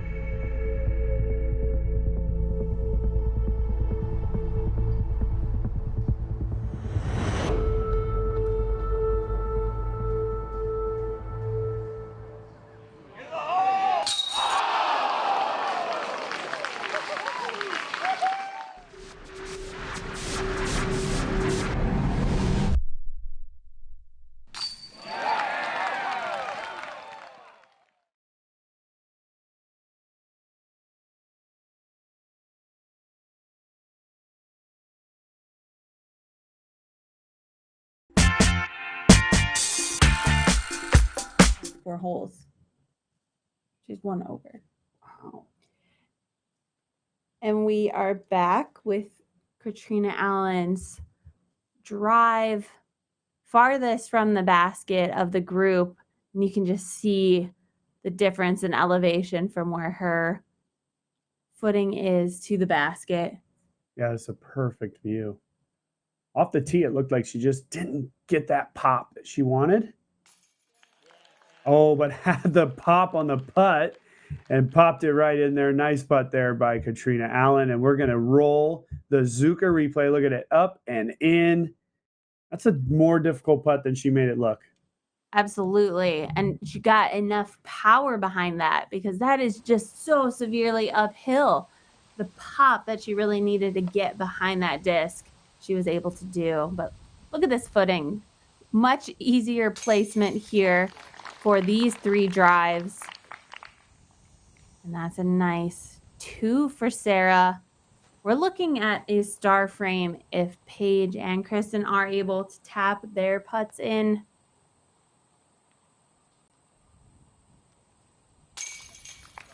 Right in the heart. I think Kristin's got a tricky putt. It's tough to be so close to the wall here. Oh, but there we go. Able to reach over the wall and put it right in. Nothing's going to get in her way. But yeah, you're right. It could have been more of an annoyance for sure. And so we're going to take a look here at the booth. We'll grab a look at this 11th hole coming up here in just a second. Well, one thing we got to mention, you brought it up to me right as we were coming back on the air. Haley King is now in 6th place. She's birdied the last 4 holes in a row. So she's on one heck of a run, that's for sure. Yeah, had a little trouble really earlier in the round. So she's at +1 for the round. Started off the day, or she's +2 in total. She started off the day at +1. Yeah. So she's still shooting really solidly, but the ladies that we're watching on this lead card right now are still holding the top 4 places. Mm-hmm. We see the only movement out of that lead card, Kristin Tattar down 1 place as Sarah Hokom has moved herself up. Well, they were tied, so it's just Sarah's the same spot and Kristin's dropped 1 back. But the big thing for me is that Sarah Hokom's 2 under par. And we haven't even really said that many good things about her yet. So that's actually a good thing for her. She's playing solid. She's just made some good-looking shots, some good-looking putts, all of that stuff. So, I mean, had lots of opportunities. Yeah. And opportunities missed, which means more strokes. She could be shaving off that score. And at this point, she's only 4 strokes behind Paige. She's just 1 stroke behind Catrina. So getting on that train, and it's right within her grasp. You know how frustrating that could be when you have so many opportunities. But she's just right there in the mix. But Kristin Tattar as well, still under par. Yeah. So our group is holding strong. Paige Pierce, even through those little bit of struggles, is able to get under par for this round. Yeah. Yeah. So maybe, and after what Terry had said, I mean, it really seems like maybe we were a little bit more nervous in the booth and maybe the crowd was a little bit more nervous than the actual players were. Maybe that's just them putting on a show for the crowd. But it seemed like they were a little bit relaxed or not feeling so uptight after it. And that kind of says a lot, maybe where they're at the moment. Yeah, we are in the second round here at the MVP Open at Maple Hill. There's a lot of action happening. We're a little bit over now, halfway through this second round. And so this is the time to start making the statement. So we're going to use Terry's word again. Keep that word on lot #statement. And I mean, we're going to see maybe from the second card, see if these players are willing to make a move to bump themselves up into the lead card for tomorrow. But the pressure is definitely on. And this is a great tournament to win. You're a well-rounded player if you're able to win this tournament. You're good in the woods. You're a great scrambler. You're good at putting. You don't care if there's water behind every basket. So this is a test of a true champion if you're able to win this event. Yeah, and it's as if you watched with us yesterday, you know 11 and 12 are tough for us to cover, and our guys are doing the best that they can. I think the one thing for us will be, what's the wind like now? We come out to 11 and 12 and 13, the big downhiller, and what's this wind going to be doing for our players? We were anticipating some wind coming up, as it was maybe a 15, 18 mile an hour wind today, forecasted. So that'll be kind of something else to keep an eye on. But we're going to try to catch some players playing down the 13th hole. And while we have a second, we'll just mention the fact that we do have a permanent camera on the 18th green. So as players come into the 18th green, we'll be able to go over to that, see them finish up, and which will be really, really cool. And it'll be great to see this perspective come tomorrow as these last putts and these champions are crowned. If you want, you can actually go out there on the internet. We have this streaming on YouTube. So head on over to YouTube, search, I believe, the Disc Golf Pro Tour page on YouTube, and you should see this stream as well. So pretty cool stuff. And, actually take a look at just the layout of the green. Tough to see that, the way the green lays out from the lower camera angles that we have as we follow along. So it's kind of cool to see the two rock walls that really encompass this green. It is a great viewpoint. And if you guys are in the area, you need to head out and spectate at this event. This is one of the most fun greens to sit at and watch the players come in, especially, as the afternoon rolls on, we'll see more people filling up those bleachers. But tomorrow's round, you want to reserve your spot on that bench if you can, because this is quite a show. You're going to be in the action. You're going to be surrounded by people that are excited about disc golf, and it's going to be a fun showcase, and you're going to have the front row seat to all the action. Yeah. The one thing about, Maple Hill is that all of the top players come, men, women, and you got great players sort of strung out over multiple groups. So you sit at that 18th green, come mid-afternoon, you're going to start to see some of your favorite players rolling through, finishing up. Maybe they're shooting a hot round. In the years past, we're obviously not there. We're here in Oregon, which, thank you, technology. But there's a TV at the SAP house, so you get to see where the players are, and that's constantly scrolling. And right. Oh, look at Haley King's got on a good run right now. So it's kind of cool. It's just a fun atmosphere. So yeah, with all that said, we'll take a quick break, and we'll come back after just a little bit of a short break and see our players tee off on the 11th hole. Well, it really came from a lot of humble beginnings when we first started, and in every year after year, has been steady, constant improvement. The very first Ion, the design intent was to have a softer, grippier overmold for chain grabbing abilities, having more friction on the trains. But that soon evolved into needing to make the disc heavier. So if you notice the first run Ions, they were only 167 grams, whereas then we started realizing, well, we need to develop a way to make them heavier. And so the obvious decision was, well, we can put weighting agents in the plastic, but where? And so it was either the core or the overmold. And so it was like a light bulb where if you put the weighting agents in the overmold, not only you're making the part heavier, you're performing, increasing the performance of the product by making it more gyroscopic.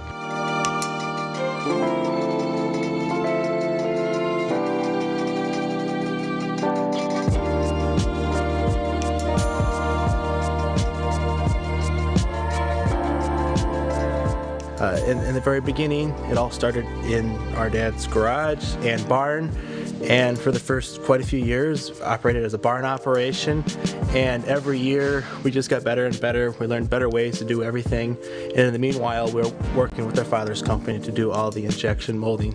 Yeah, well, after we started selling the Ion the first year, the mold was it was selling fast enough to pay for that first mold, which allowed us to realize that this technology had traction, and we kind of figured, well, the decision was made to continue building upon new models. And so it was that first year we started looking into developing the next mold, which was the Vector mid-range. What is interesting is the Ion, some of the first iterations, did not necessarily have the true technical patented gyro technology. The basic difference would be it was the first time it was in clear proton plastic. So like for those who have some older Ions and they're wondering which one had gyro technology, which one didn't, the first ones that had it were the clear proton center core with the black overmold. Some of the earlier generations, like we didn't really even have a designated name for the plastic type, but it was like like opaque or translucent. Whereas the clear, crystal clear plastic, since there's nothing in the in the flight plate, it's all perfectly clear. That overmold is where it bears all that weight filler.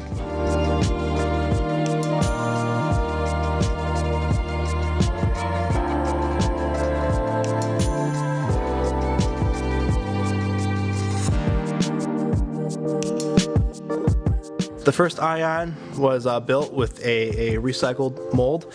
We took a mold and we refurbished it to make it compatible for the Ion. It was only suitable to make a very small quantity of Ions in the very beginning, so hence why we see the first generation, second generation, third generation. Looking back at the history of where the Ion came from and where it is now is quite interesting. I would say almost a little different than most of the industry.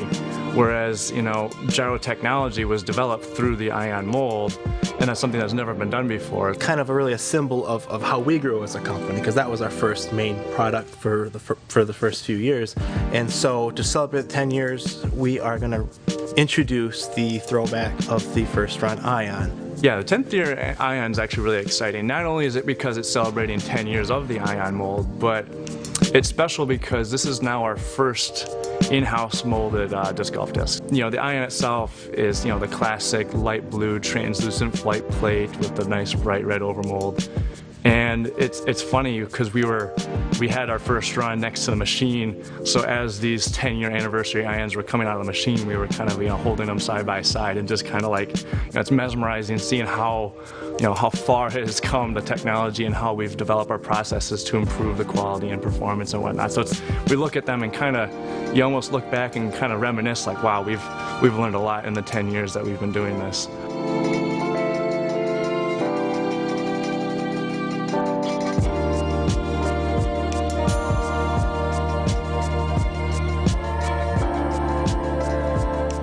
Trying to forecast the next 10 years is going to be next to impossible. And when I try to think like of what could happen is I like to look back at the last 5 or 10 years and try to use that to project where we're going. And it's a very fast exponential growth. Yeah, looking back, when we first started 10 years ago, like it wasn't really a company plan or like we've got this product and we have a business plan, so to speak. It was more or less just like we were disc golfers. So at the time, again, it was just more or less a thing to do. Get our hands dirty, try something new, just dabble into some of our manufacturing background and see what our capabilities really were. And as we found out, those several years of selling the Ion were just I would say just more like a hobby at the time. We literally just graduated high school, going into college at the time. So it was kind of a college during the week, and then a whole bunch of hours on the weekend doing this on the side sort of deal. And now looking back, from where we are now 10 years, looking back, it's quite, it's pretty, it's reminiscent to look back and see what we've done and what we've learned now. And so you got to think exponentially beyond this, and that's quite a long ways. I probably can't conceive at this time, but there's no end in sight. I said this 5 years ago, and I still feel the same way. It really feels like we're just getting started as a company. So the sky's the limit as we continue to grow.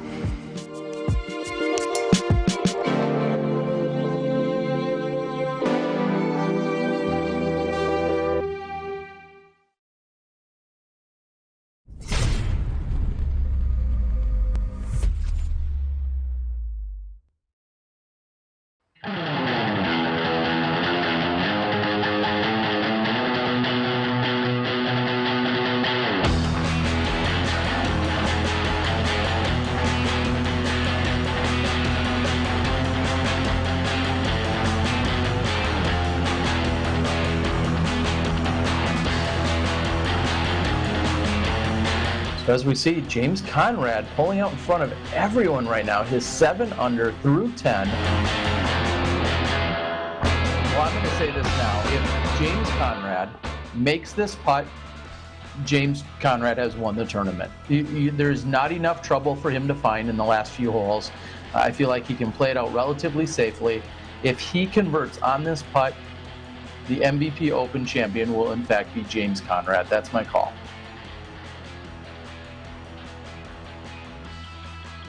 The door is wide open here. Paul McBeth could potentially pick up 2 strokes on James Conrad if he converts this putt.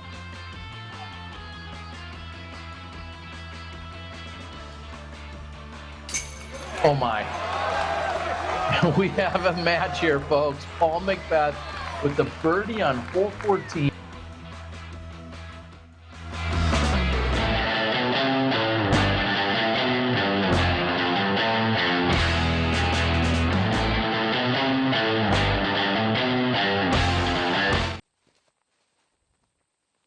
And welcome back to the MVP Open at Maple Hill. I'm Nate Doss, joined by Valarie Jenkins on my right, and that's Paige Pierce, asking for it to come across the fairway. And one thing, as we come out of this break, look at the flag right there on the right. It's breezy, it's blowing, and as we mentioned right before we did take that break, what was that wind going to do for us? And I think it's going to create a little bit of a challenge for our players on this 11th hole. Nice thing is it's a headwind this way, and then 12, it's a nice big tailwind, so that should help the players coming up the hill. Ooh, Sarah's got that one controlled nicely down in the middle. So we are on this par 4, 670 feet or 204 meters for everyone that's following Kristin Tattar from overseas.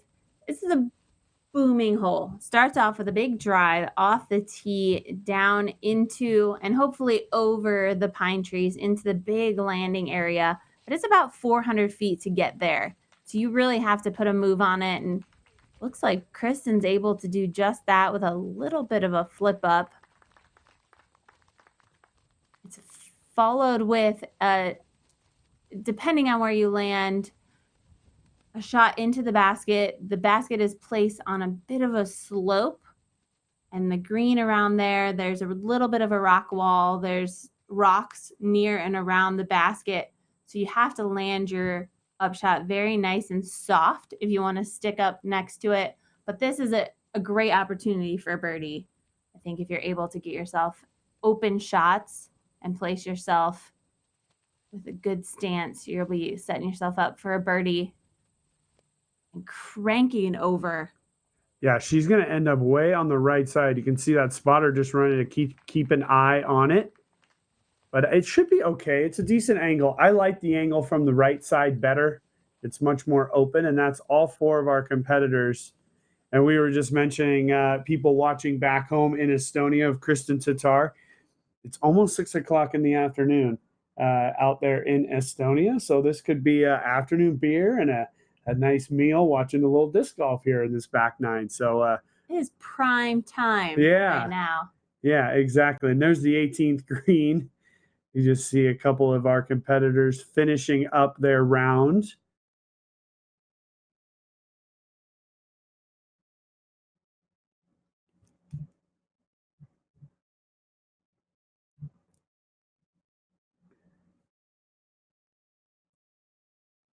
And there's a tap in there. Can't quite tell exactly what group it is. I guess we could check on UDisc. At any rate, this is just our view, our permanent view of the 18th green. We have a camera sitting up there permanently. So we'll be able to flash over to that every once in a while. And we did mention you can come on out, spectate for today's round, catch the last few cards of the women's FPO as well as the men. That'll be starting up immediately right behind the FPO division. And this is a fun spot to sit and spectate. And if you're sitting in those first 3 benches. Give us a wave. You might be on camera. Yep. You Wave might home be to mom. Insta-famous. Yeah. So, hey, just a scoring update while we got a second here. We were mentioning Haley King. She actually did follow up those 4 birdies in a row with a bogey on that 11th hole, which we felt like was playing pretty easily, but she might have just got caught up in the trees. Looking a little further down the list, Holly Finley playing a nice round. She just has 1 bogey, the rest pars, as we're checking out our players down on the 13th. The player you see right there, Vanessa Van Dyken, who is, usually one of our usual suspects in a lot of these bigger events, is all the way down at 16th. She's, I was looking at her card from yesterday, was riddled with bogeys as well, and same thing today. She's 8 over par, 13 over for the tournament. Another usual suspect is Jessica Weiss, and she's all the way down at 15 over par in 17th place.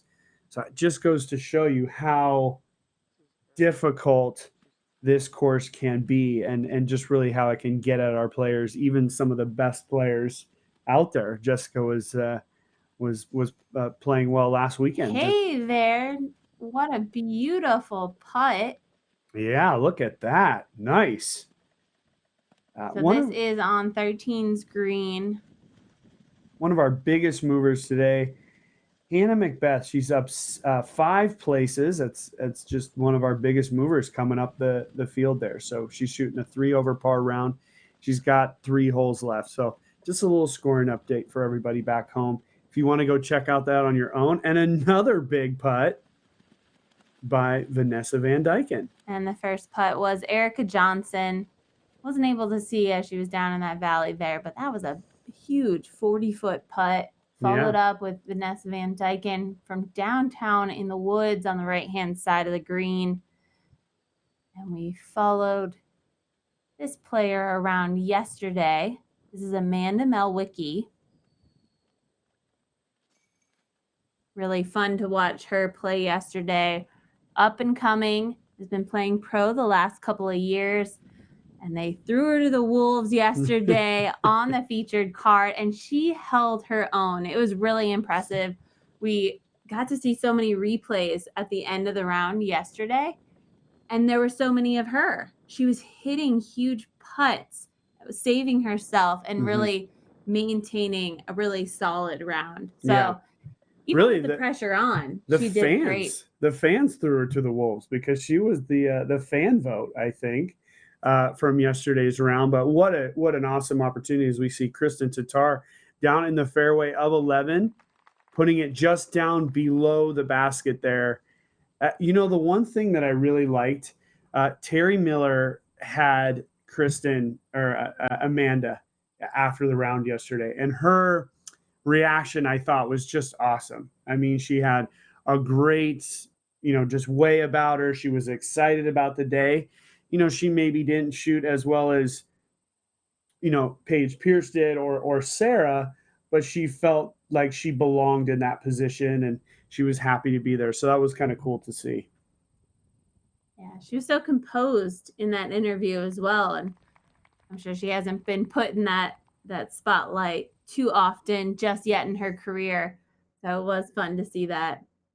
Yeah. Yeah, absolutely. She the one thing I thought was pretty cute was she was saying, "Oh, I was going to go out there by myself and, carry my own bag, and it was just going to be me." And, then she had a fellow MVP person come on and caddy for her. So that was kind of nice to have the caddy there in that round as well. She mentioned that he was giving her some advice and giving her positive vibes. So that was cool to see as well. Nice. Yeah, that's great to hear and great to support your fellow teammates out there, especially being put in the spotlight like that. The nerves can creep up, but she, like I said, held her own and played really well yesterday. It's nice to see catching a glimpse of a few of these cards that are ahead of the lead card today. While we are on this, we should dub this a name. I mean, it's the hill. Yeah, right. It's almost the perch. Right. Yeah. The pinnacle. Yeah, I mean, it's Yeah, it is kind of the corner. I mean, it's, like Amen Corner down at Augusta National. You go down to that lower part of the course and play a couple of these difficult holes. This is the corner down here. But yeah, of course you got the hill too. So there's a shot from Sarah Hokom, just chipping it up to the green. Should be her third shot. As this drive down here is not likely. In fact, I've never seen anybody this far down. But yeah, speaking of MVP from Amanda Melwicki, we saw that little piece while we took that longer break. 10-year anniversary for MVP.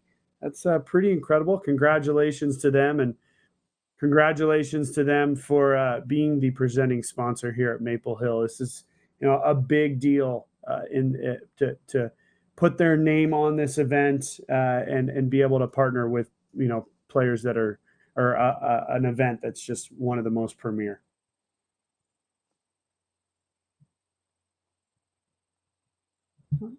And then a little bit of technical difficulties as we are in the farthest point in the course away. It's just a little 8-bit for you. A little 8-bit Mario Brothers, but Paige Pierce canning that birdie putt. It's a mosaic. Yeah, it's a mosaic, artistic if you will. Mosaic. Yeah.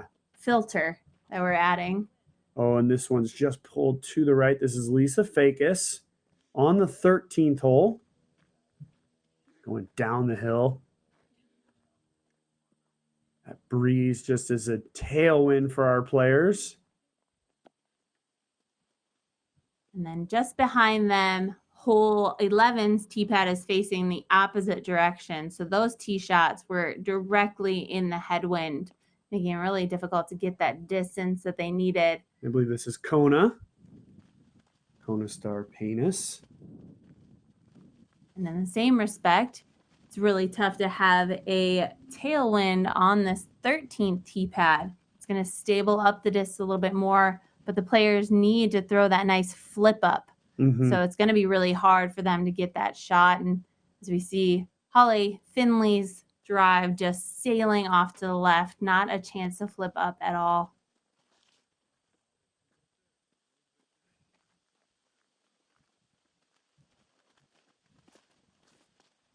And here's Ellen Winboom. Cranking it over there on the left side. It got through. We saw from one of our other camera angles, it got through and down. So they'll make their way down to the lower part of this 13th hole. As our lead card, our featured card has moved over to the 12th at this point. The 12th is a very, very difficult hole. Yesterday, we saw Paige Pierce get the only birdie of the entire tournament, and now we were mentioning hole 6. I think playing is the second most difficult. Now hole 12 has just jumped into that position as the second most difficult hole on this course. And if we get a second here, it'd be nice to look at a whole preview of hole 12. See how this hole lays out. It is a difficult par 4, as we see here. Thank you, Johnny V. The first shot starts off, and we're just going to start gaining in elevation here. I think the best shot here is a big distance driver that's understable, landing you up in this zone right here. We saw Paige Pierce way up here to about that zone, which gives you a nice look. That's not the basket. The basket's way down here at the bottom of this hill. So the second shot is very technical. You got to select the right disc that's a little bit understable so that it's able to fly far enough to reach the basket, but not hyzer out, as gravity wants to pull you off to the left with a sloping green from right to left. So it gets really technical in the second part of this hole, and that's when strokes can start to add up. You got to get that drive out there, and then you got a lot of work ahead of you. So there's the shot. I mean, on the caddy book. Yeah, you draw it on a cartoon. It looks easy. Just draw it up like that. A little S curve and then dead straight. Yeah. 500-foot little S turn, land at the top of the hill, and then just pitch it up to the basket. Yeah, that's the way Paige Pierce played it. So it is possible. But yeah, just checking in. Hole 11, Paige Pierce got her birdie. Both Catrina and Sarah got pars. Kristin Tattar picked up a birdie there as well, moving her to 1 under par for the round. And our feature card, even though it's been slow and steady, playing very, very well today now. 2 under par for Paige Pierce, even par for Catrina Allen, 2 under par for Sarah Hokom, and 1 under par for Kristin Tattar. It's good stuff. It's good stuff we're seeing out here. And on this hole, it's a par 4, but this one plays like a par 5. It's just very challenging when you get close, when you're throwing your up shots. We did see Paige capitalize on this yesterday and get her birdie, which is few and far between on this hole in the FPO division especially. So let's see if Paige is able to do that again. The wind is definitely more of a factor today than it was yesterday. Mm-hmm. And even though the tailwind in theory would help with distance, just the way this hill plays, it's so tough. Because you're playing sort of uphill to a right to left sloping hill. And you mentioned it yesterday, gravity taking things down to the left. And yeah, it's a tough one. So now here's Ellen Widboom down on the 13th. Just she's got her disc found. I think still waiting for one of her playing competitors to throw. And this should be Lisa Fakis up in the woods to our dead center there. There's Lisa. Searching around. She's got her team with her. And that's a tough position. She is so far right on the fairway. She's almost to another road that leads up to where the men are walking up to the long tee pad on hole 14. So she might be so far right that she has an opening. I love when that happens. Yeah, it's better to be so far right than so far wrong. But in this case, right's not the best place. Just got the one-liners today. But here's Lisa. You know, I've been over here. It is so tough. It's sloping still severely downhill. There's probably a half a dozen to a dozen trees just between her and the first part of the fairway and then or of her shot. And then it goes up to the next level of a few dozen trees or so. So, yeah, see what Lisa can do.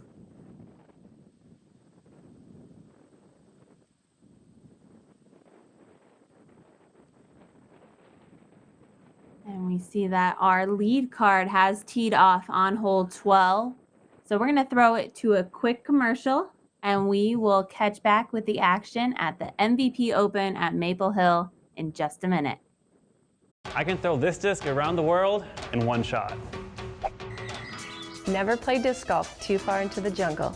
There may be cheetahs. Someone on your card can't recall if they threw a 6 or a 7. It was probably an 8. See? Stay getting birdies, my friends.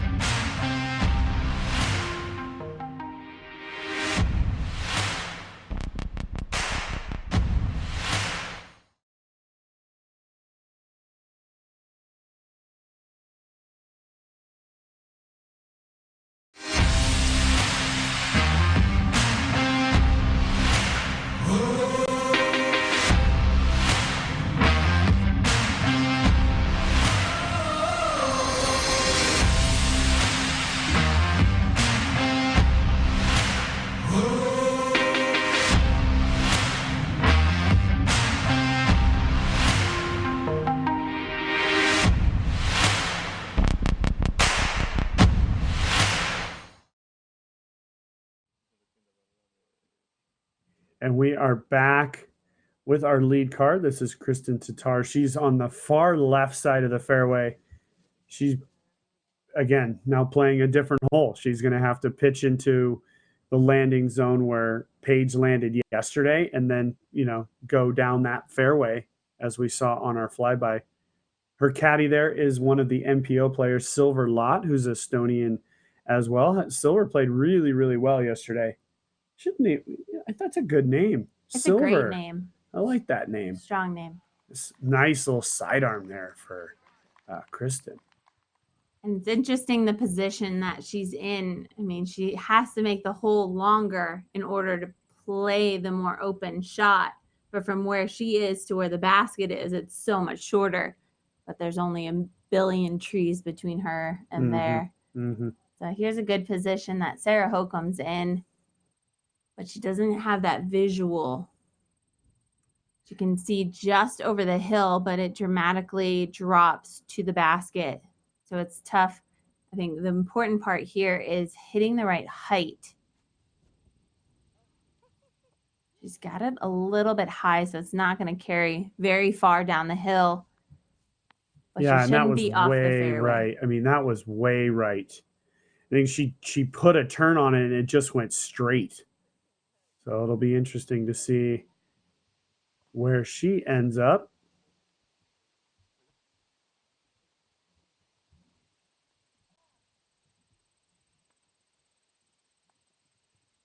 And move in now behind Catrina. This camera view is really perfectly showing you. I mean, the players don't have anything. They're not looking at anything at this point. They're just looking at the edge of the woods, and the gap is really out of their view. So you can see Kat trying to throw this turnover sidearm and just kind of get it down there anywhere she can. That's what I feel like. She's just hacking it down there just to get distance. And that sidearm was able to throw that tight angle. But then if it did work out and it would miss trees, it could hyzer out and just carry down the hill, making that next shot a little bit shorter. But Paige is set up here on the perch. I still don't think she has a view. You still need to be about 20 to 30 feet farther down the hill to actually see where you're throwing.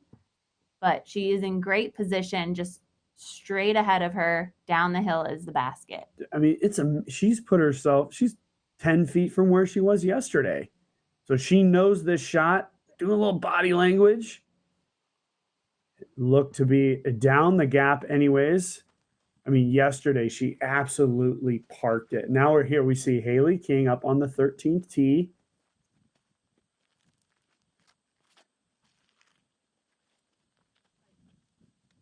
Haley putting a good whip on it, but that's a little bit right. She's going to have to get fortunate to get through there. Oh, I saw the discs kind of flash through there. It looked like it was still flying. So maybe she did get that fortune. We recognize that hair. That's Rebecca Cox here on the second card. Yeah, Rebecca got that little whip. Oh, I like this line. Oh, yeah. Hit a late tree, but she's right in the middle. Should be a fairly easy par. And here is our current Masters World Champion of disc golf, Elaine King. MVP sponsored player. Oh, she hit the big pine tree there. And that's the group. And we missed Missy Gannon, who was first on the tee for the second card. Taking a look at their scores. Yeah, now you can see how steep it really is as those players walk down. Oh, and you can see where Sarah's ended up. Yeah, this is a tough spot right here because now she's completely missed the angle towards the next part of the fairway. And now the angle is the severe opposite to where she just was. She had a big turnover. Now it's more of a left to right playing versus a right to left. You can see that angle she's lining up.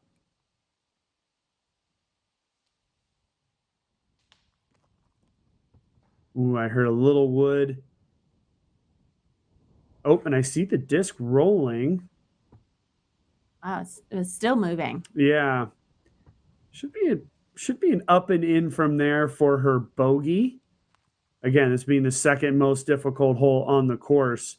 At this point, if you were to get a bogey on the 12th hole, you in theory would be gaining 0.2 strokes on the rest of the field. Now, of course, you're not gaining 0.2 on your closest competitors, but on the field, if you bogey it, you're actually gaining strokes. Crazy to see the numbers. 0.2. Yeah, 0.2. 0.2. You round up or down? You round down. Yeah, so it's about even. So here's where that sidearm ended up for Catrina. Wasn't able to hyzer out, but she is about halfway down that slope. On the left-hand side, still a lot of trees in her way, but this will give her a nice hyzer angle for her upshot. Yeah, she's in good chipping range right now.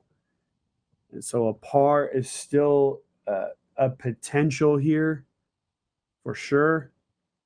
And we'll just see how she's able to navigate it. Skizzled it down there pretty good. She's going to have, probably about an 18-foot putt as she worked that kind of fast green as it continues to move down the hill. We still don't know where Paige Pierce ended up down there, but we see Sarah working her way down there. And based upon where I saw Sarah's disc rolling, I think she's in chipping range to just get up and down for her bogey. But here's Elaine King on 13. Ooh, and a great upshot. She might have gotten a skip a little bit too far past the basket. It does slope off there, and it can be fast. And back on hole 12 with Sarah Hokom.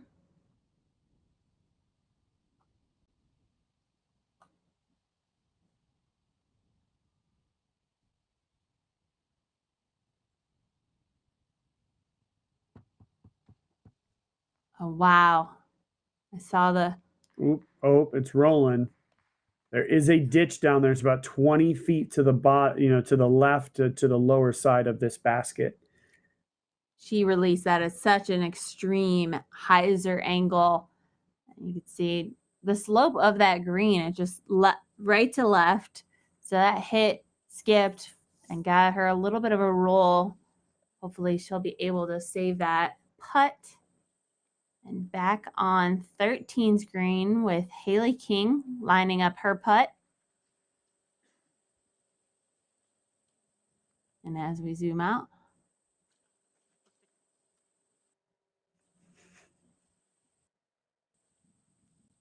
I was almost going to say, yeah, this is a little big. This might be an upshot, but she gave it a good run. Slashing right in front of those chains. And as we see Missy Gannon lining up, it's official. Catrina Allen did make her par putt there back on the 12th hole.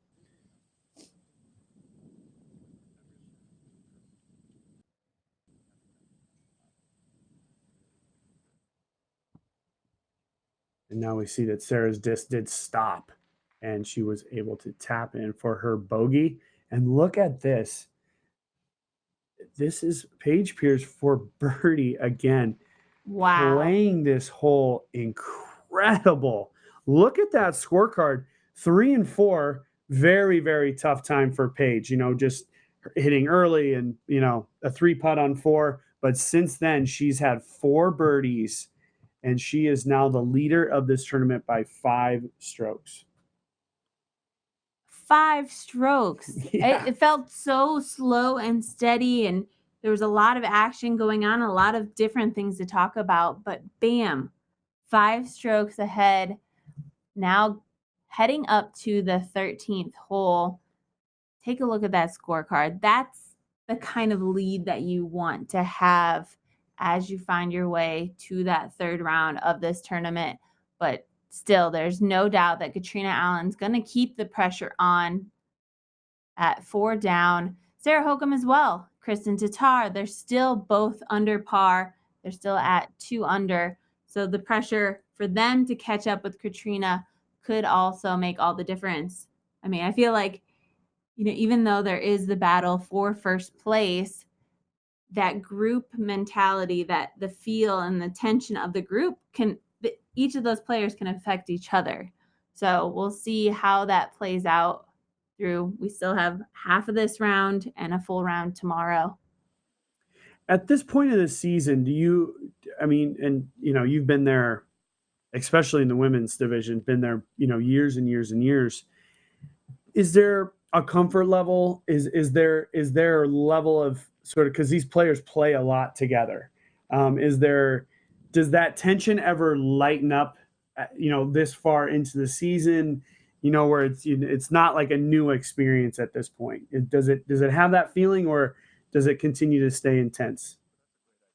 I feel like it depends on the tournament, depends on, where you're placing, how you're playing, whether you're in the lead or you're fourth place. I think that's when tension can change. But this is a big tournament. This is an important tournament. It requires all the mental capacity that your brain can manage.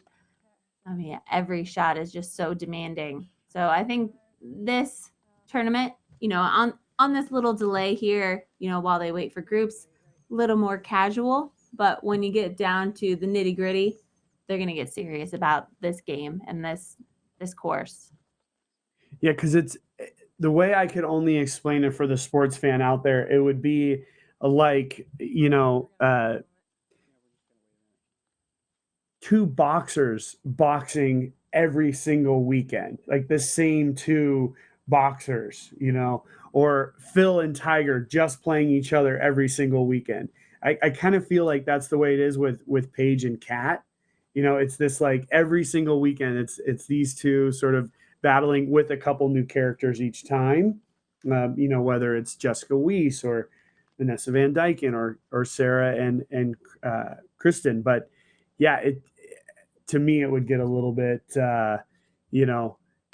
it would get difficult, just because it's the same people every single time. But nonetheless, they're still fighting for these amazing championships. There we go. We see that. Ooh, that needs to get down, actually. Oh, and it has. There's the trees. The tailwind really carrying that off to the left. Again, still blowing from behind. Yeah, you could see Paige's disc was high, and the wind was just taking it. I mean, it was going to go and go and go. Ooh, I like this height. Yep, good height, but flipping over a little bit too much.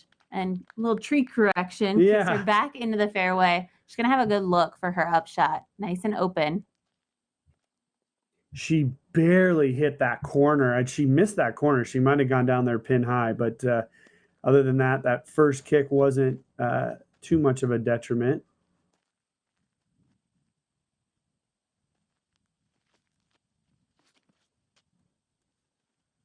Ooh, this is off to the left, and the wind's not going to let it turn to the right.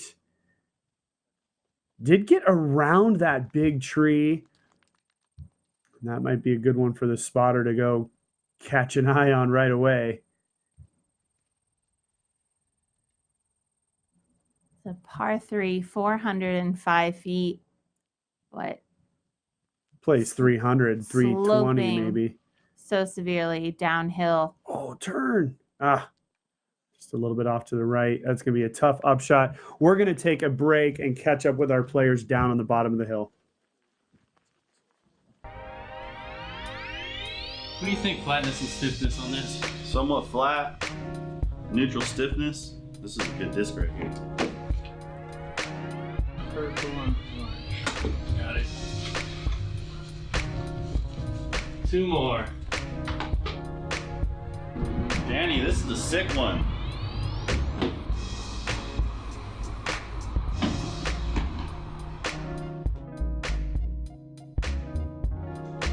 Dude, I gotta get through all these today. Cheers to a good day, gentlemen. Cheers. Ooh, Yeah, that's good. It's a hard day. That's great.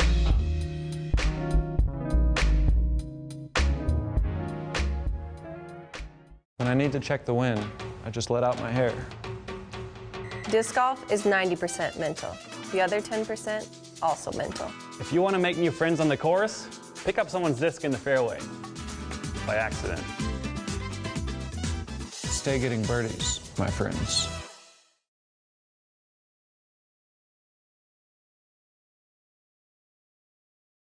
Love getting outside and challenging yourself to become better? How about spending time with family and friends, or just marveling at the pure joy of flight? Then you've come to the right place at the right time. Join the PDGA.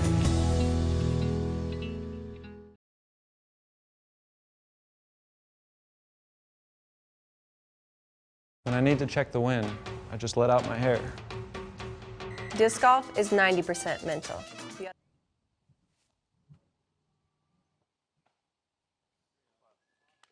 Kristin throwing another very technical sidearm. She's got a great sidearm on those shorter shots. We've seen it 2 or 3 times already in this round. Really impressed with that for sure.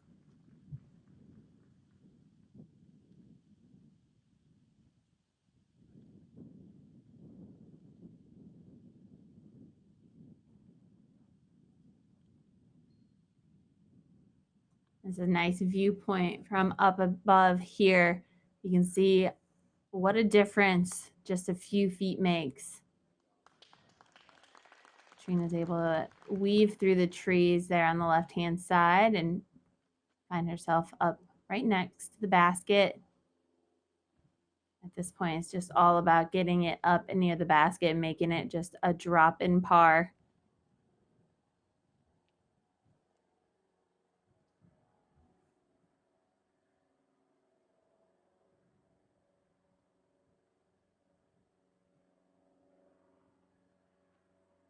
At the end of the day, par, wow, what a run. Yeah, she's going to have a little bit of a comebacker from there. But at the end of the day, a par on 13 is really not that bad. It seems there's a lot of places you could get in this hole, like a lot of areas that just are like nasty. And unless you're down near the green off the beginning, down there, then a 3 is a good score. Exactly. And this is one of the more fun drives to throw if you're able to pure the shot, because you are just putting all the trust in your disc. You hit the line, you throw it at whatever angle that you need to throw it at, and you let the disc do the work as it works its way down toward the hill. And it's fun when you hit that perfect line and you just see it. It's like your disc is remote controlled as it flies in directly toward the basket.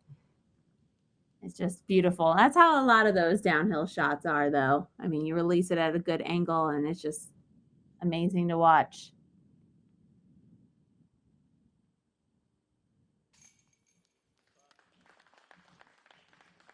And there's that tap in on 13 for par for Paige Pierce. And look at that scorecard, 9 under par for the tournament, 3 under par for this round. She is the best score on the course as it stands right now. And on pace to match what she did yesterday with a 6 down for the round. So we'll see how that plays out. We have 5 holes left. We'll see Sarah Hokom here tapping out. And we will make our way over to 14.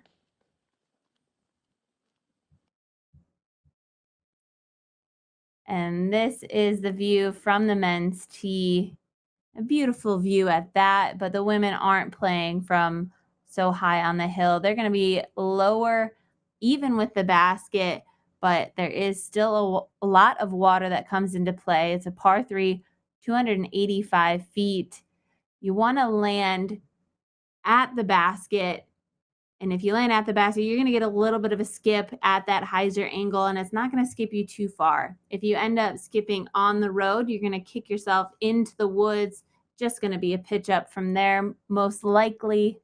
But you just want to land this shot in bounds. That's the most important thing. One thing I notice is how comfortable that guy seems.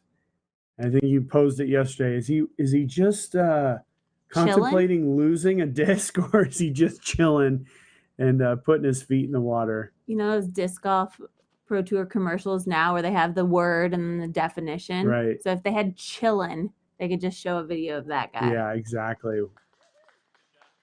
And beautiful shot there, landing her just on the road. That's going to be one you just got to go for. Anything inside the circle on this hole, you got to go for. Yeah, inside the circle definitely seems, like a must go for.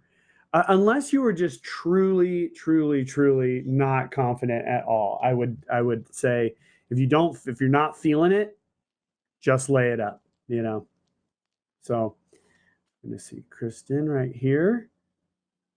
And on a high line on the safe side, she's gonna land just to the left there. And that's that zone. You gotta be confident. But you can see that's a makeable putt. So now that we're down off the top of the hill, look at that water. Absolute glass, not a breath of wind. These players can be aggressive. Go for this basket. Kat's got it up and high. Good angle. Should dig pretty well. And she's in that same zone as Kristin. And the genius part of this hole is, you want to park this basket to make your putt easier. But the more risk that you put on pulling that drive out to the right and bringing it in, it sends you out of bounds. So there's so much to think about on this shot. But Sarah Hokom, again, pulling out the sidearm, most risky shot of the group. Saw this yesterday, and I was super impressed. And look at that. Amazing. Amazing. It just shows how great of a sidearm player Sarah Hokom really is. We are going to take a quick break, and we will catch these ladies up on this beautiful 14th green.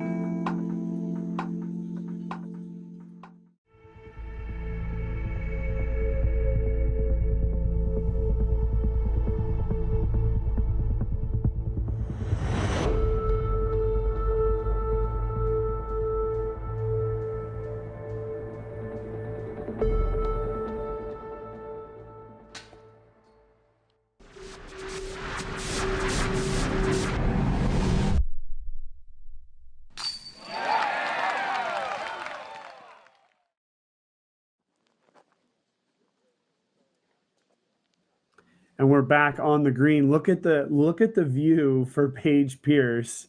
She is actually standing at her disc. I don't know. This is a layup to me. Okay. Whew. Would have given us something to talk about, but still, that was a scary view.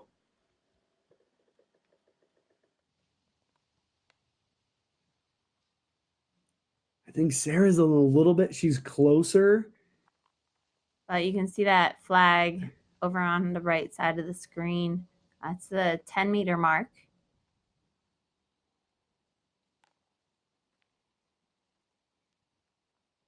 She does have a push putt, which is the only thing that I would say maybe helps her out just a little bit. It's not quite as aggressive, but you got to believe. Front of the basket, right line, just not enough heat. She can be happy she gave it a run, but even more happy that it didn't go in the water. Yeah. Big time. Here we go, moving a little bit closer to the basket. And again, all Catrina is looking at is the basket just outlined by water.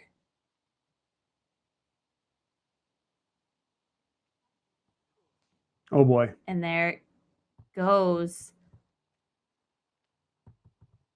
Now we see the ripples. I wasn't sure. There are a few logs down there, but it was just flying too hot She's going to be taking her next lie from a very difficult foot placement. She's going to have to straddle putt. Yeah, I mean, luckily it's close enough to where it shouldn't be a huge deal, but man. And now yeah, what does Kristin this do for Tattar, Kristin? Yeah, exactly. what's running through her mind? Closest of the group.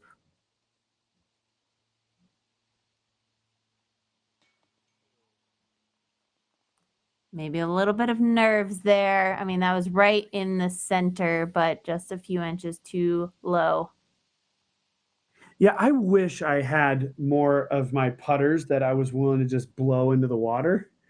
Like, wouldn't that make it a little easier to be aggressive? I mean, yeah, it's an extra stroke or two because you're going to go from birdie to bogey, as we're going to see here with Catrina. But most of the time, I'm nervous because of the putter that's in my hand more than missing it. And it's very deep. It is. Right here past the basket. Yeah, it's not an easy one to get at all. Yeah, it doesn't gradually slope like most No, and it's a bunch of logs. And I mean, one time I threw one of my forces in there and I sat there with one of those golden retrievers. I mean, I caught more logs than I did this. Oh boy, sit. Okay. So now it's going to be a bogey to a double. You can see Catrina's just a little bit out of sorts because I think she's still thinking about trying to get that putter. And this is kind of what I'm saying. It's almost like if you had a disc that you just were like, I'm willing to just toss this one in the lake. If it goes in, I just forget about it, I don't know. If I ever do come back and play, maybe I'll have one of those in my bag. Just run at everything. You're going to come back and just run every shot. Like, who is this guy? Yeah. I mean, it'd be kind of out of sorts if I did that as well. I was more safe players out on tour. Oh, you knew when to get there and when to not. And so we see Terry Miller just in the background. We are going to check in with Terry here after Sarah Hoka taps in. We're going to get a full detailed report of these last few holes. Let's go to Terry and let's see what he's got. Welcome back. We're here on the green of hole 14. Welcome back. We're here on the green of hole 14. Obviously, a very dynamic hole in what we just saw. Catrina going for the birdie putt, going deep, and then not able to get up and down. And she's going to walk away with a 5 there. They're going to make the transition over to hole number 15. A few things that I want to make note of out here. A little bit on the weather. I know we talked about it earlier. It's supposed to be gorgeous out. There's been multiple times where, as we've been walking down a fairway, Paige is kind of giving me the look like she's actually chilled. Do you feel a little the breeze maybe coming in off of one of the ponds, whatever it might be? When you're in the shade, it's a little bit chilly out here. And even some of the locals that I were talking to about it said that this is the first time they've felt a lack of humidity out here in the last few days. Another consideration that some of the players were talking about on a backup is that when they were out here a few days before the tournament, they said that there were a ton of locals that were out here playing the course, and that actually kind of clogged up the course a little bit as they were trying to get their practice rounds in. Sarah and Paige were talking about how maybe in years in the future where they'll try to get to maybe even a little bit earlier to avoid some of the congestion that might be found during some of their practice days. And then it got into a side tangent about actually maybe having charging for some of the practice rounds, just like we see on the PGA Tour. So continue to grow and evolve here with our sport, of course. What we have to look at as we close out these last few holes is where everyone will be at mentally in terms of their confidence. Paige Pierce just laid up, and I'll repeat that, Paige Pierce just laid up. That's something she almost never does, but she's going to still pick up strokes with the layup here on 14. So that says a lot about where we're at. She seems to be pulling away from the rest of the crowd right now. No one is making a charge from that second card, although I saw some great tee shots here on 14. No one's making a huge push onto that lead card. So we've got just a few holes left to play. Let's get back to the action. Nate, Val, the rest of the crew, take it away.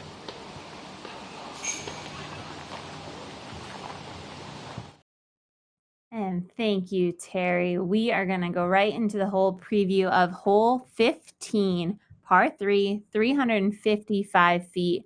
One of my favorite holes on this course. Another one where you hit the line and you know that you're going to be sailing near and around the basket. If you don't, you could be falling short, hitting the valley that's a little bit lower, and you're going to be struggling your way up the fairway. But I always had the perfect disc, a little hyzer flip up, flying straight towards that. I was throwing my Z Thrasher on this one, and you got to get the distance, but once you hit that line, you're smooth sailing. Yeah, and it really does funnel in. Like the fairway at the tee is the fairway you're playing down, and the trees just kind of get tighter and tighter and tighter. Paige Pierce playing it perfectly yesterday. You're right, though. She kind of is on pace because 16 and 17 play very easy, and then it all comes down to how she plays that 18th hole. But as Terry Klotz said, I mean, nobody making a chase. Ooh, she's hit early and kicked into the woods. Nobody's really making any kind of move. And we went from a 5-stroke lead to a 7-stroke lead just like that, as Kat has taken the double bogey. And and now you see second place is up for grabs because they're all tied at that 2 under par score. So this is getting intense for those second place players. Paige Pierce just needs to keep the pedal to the metal, and we'll see what happens. Oh, wow. Almost making its way to the top of the hill. If it would have avoided that tree, that would have skipped nicely up toward the basket. And at 73 degrees, to hear that there's a chill in the air, that's a Texan. That's a Texan talking right there. I would take 73 degrees every single day forever if I could find a place that allowed that to happen. And there is Sarah Hokom taking a good kick. That was, sometimes, as we've said, it's the first kick is maybe not the worst one. It's that second one, and Sarah able to get back into the fairway.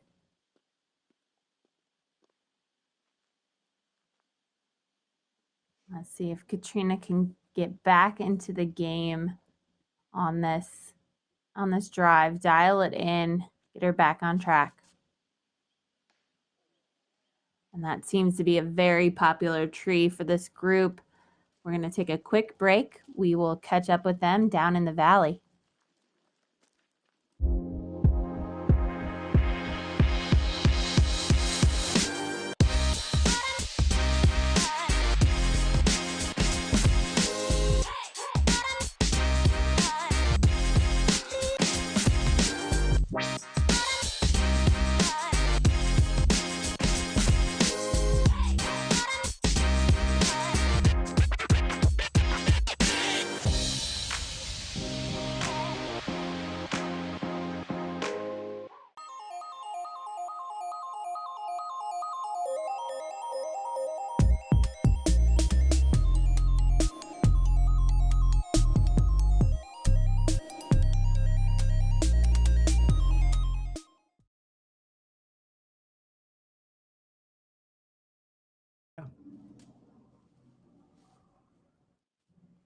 So again, just a slash out sidearm for Kat, just trying to get back into the fairway. Have been down there a few times over the years. It is just that. It's just a slash out, just try to find it back into the middle. And she was fortunate to have a view. Right. If you get kicked too far in the left, that is just can be horrible. So much trouble. Yeah, you can't even find a gap out of those trees. So able to punch out a little bit there. Let's see where the other players ended up after hitting trees. And Paige isn't too bad here. She's almost climbing up the hill, and the basket's sitting perched up there. She's got about 120 feet to the basket.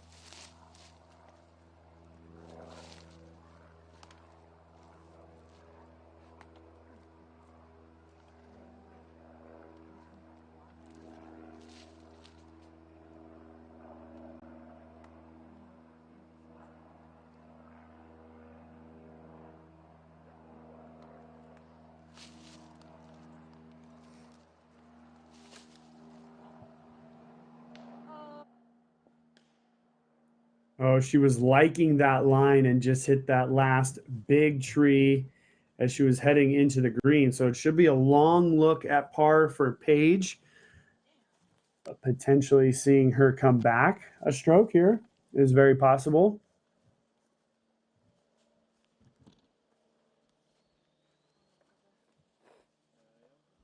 And boy, this course just never gives up, does it? I mean, it doesn't matter what hole you're on. There's always that opportunity for bogey or double bogey or just something crazy to happen. And like we were talking about earlier in the round, it's all about the drive. And so we see Kristin sitting here at the top of the hill, and look how much easier it's making this upshot for her. Yeah. Whereas if you have that short off the tee drive, you're struggling to get close to the basket. There's still so many trees in the way. And of course, if you're already off the fairway, there's going to be even more trees between you and the basket.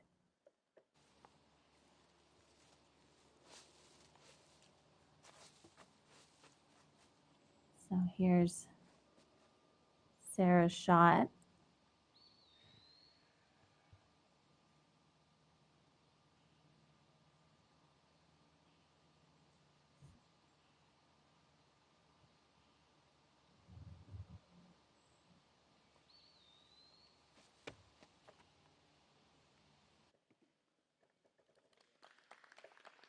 Yeah, and that was just more of a jump putt as an upshot. So trying to just nestle it in there, which she's done fairly well. You can see the disc just leaning up against that branch. Now we see Kat still about 80 feet away and just chipping it up to the basket. She's going to accept that bogey. Now we'll see where Paige Pierce ended up. Oh, she's still quite a ways back with a horrible angle.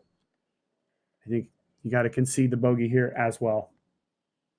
And taking a run at that, there is a little bit of a drop off past the basket. So if you do miss and you send your disc long, it could extend it another 10 feet. A nice little lofty putt there. She's going to have her drop in for bogey to join Catrina on that bogey bus. Backseat of the bogey bus. Yeah, that's a bus you don't want to be on. That's for sure. Better be on the birdie train. But, you know, with where the drive ended up, it would have been a very difficult save. And when you're in a position like Paige Pierce, a single bogey is not what's going to hurt you. It's the big, huge numbers, the multiple plus strokes, throwing in the water, doing something that kind of crazy at this point. She just needs to continue to be aggressive as she usually is, and we'll, of course we'll see. But like I said, 16 and 17 playing as some of the easiest holes on this course to par. So a couple birdie opportunities coming up for our entire featured group. This is the second round of the MVP Open here at Maple Hill. We have our featured card of Paige Pierce, Sarah Hokom, Catrina Allen, and Kristin Tattar. And that is now hole 15. Let's take a look at 16, and let's get the flyby of 16. Here we are, hole 16, 530 feet, par 4. It's another fun one to be throwing. You start out with this drive leading you straight down the middle of the fairway. If you continue to go straight, you're going to put yourself in a really great position. We will see Sarah Hokom throwing a sidearm and ending up on the right-hand side, but the trees start to space out here and open it up, making upshots a little bit easier. This is a good opportunity for birdie here. We saw a few birdies on the card yesterday, a couple big putts, but this is one to get. If you're going to get any of the birdies out here on the course, this is a fun one to get. Yeah, it absolutely is. It needs to be noted that this is a par 4. The men do play it as a par 3, but it is exactly the same hole. So it's just, I think that might be one of the reasons that 2 par, it does play just a little bit easier overall for our field, as it is the third easiest hole on the course.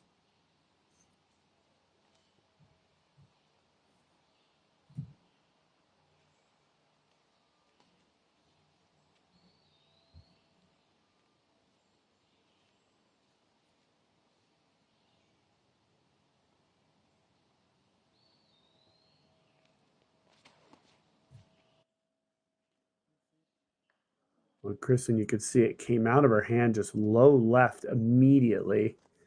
So it'll be interesting to see where that actually turned out. I was trying to think of what Kristin Tattar's strength is, her best strength. I can't really pinpoint anything. I think she's just very solid across the board. She knows her game. She's able to execute a game plan very, very well. Oh, and look at that shot. What a beauty by Sarah Hokom. Sarah Hokom is the champion from last year, so she's still holding on to that trophy. Not going to give it up too easily. But yeah, Kristin, just a very solid player because you can tell she practices a lot. And here's Paige. On the right side, he's going to miss it all. She is. Yeah, baby. Look at that. Long of the basket. And that is actually not an OB line, but thank you to Upper Park Designs for sponsoring and supporting the Disc Golf Pro Tour. Just in a little bit more of advertisement, not an out of bounds line. Yeah, we didn't have the graphic there, but that was para gone and more para perfect. I mean, right up the gut. Kat watching it with a watchful eye on the right side. And crowd liking that as well. So we're going to take a break and catch up. An incredible shot there by Paige Pierce.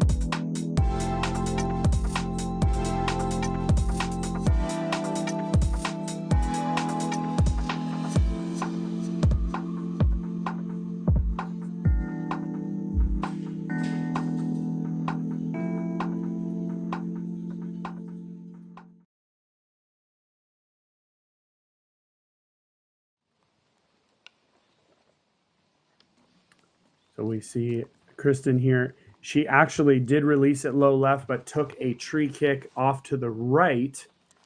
And from my experience, the right is definitely a lot more open. You can actually see exactly what she's dealing with here. And there's that big gap on the far right side of your screen. That's the one she's going to be aiming for. That funnels right to the basket. When she's hit it perfectly and going to give herself a great opportunity. But yeah, that could be a new thing. Para perfect here on 16, as we saw a couple of the guys yesterday put them right down there by the basket. But what an incredible shot of the day at this point for Paige Pierce on this 16th hole. She's going to have an eagle putt at this point to par. Yeah, incredible. I mean, and at the position she's at, there's nothing in her way. So it's all about taking the nerves out of it. I mean, that's exciting to throw past the basket on this, to cure the shot so well that you're throwing beyond it. It's pretty incredible. She's got the power to do it.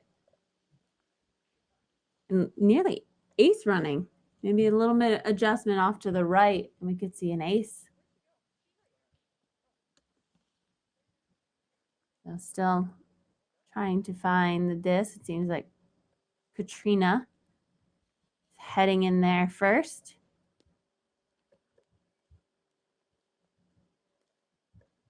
There's Terry just filling up his social media pages, doing video, taking pictures, and of course, giving us that great insight on the course. So thank you, Terry, for being out there. You know he loves being a part of the group and being in there at the action. It's great to hear his voice and hear his insight throughout the round, and he'll be joining us the whole weekend long. We'll get our fair share of the big Tear Bear. Yeah, T-Bone out there just taking photos. Yeah, his camera's got to be full up. Photos, vids, Yeah, he's got boomerangs. He's got the premium Google Photos package, I guarantee it. But here's Sarah Hokom. She's on that far right side. Pretty much the same spot she landed in yesterday. Yeah, very we familiar. Saw the behind the shot yesterday, and I was surprised she threw the backhand, but looks like she's tucked in a little bit more, making that window a little more obvious today. Yeah, able to just jump putt that up towards the basket. We see her, what she'll have for her putt there for birdie. And now we're going to have Kat, who is even further up in those woods. And again, just a reminder for everybody at home, that wall is not an OB here on the 16th hole at all. It's just, I had a few extra little wall pieces left, so get the sponsors out, and Kat's got that one chipped right up to the basket. So we got 3 very, very good opportunities for birdie, and we have an eagle opportunity coming up for our tournament leader, Paige Pierce. And just this walk right now, you know, what's going through Paige's mind as she's going to step up behind this incredible drive.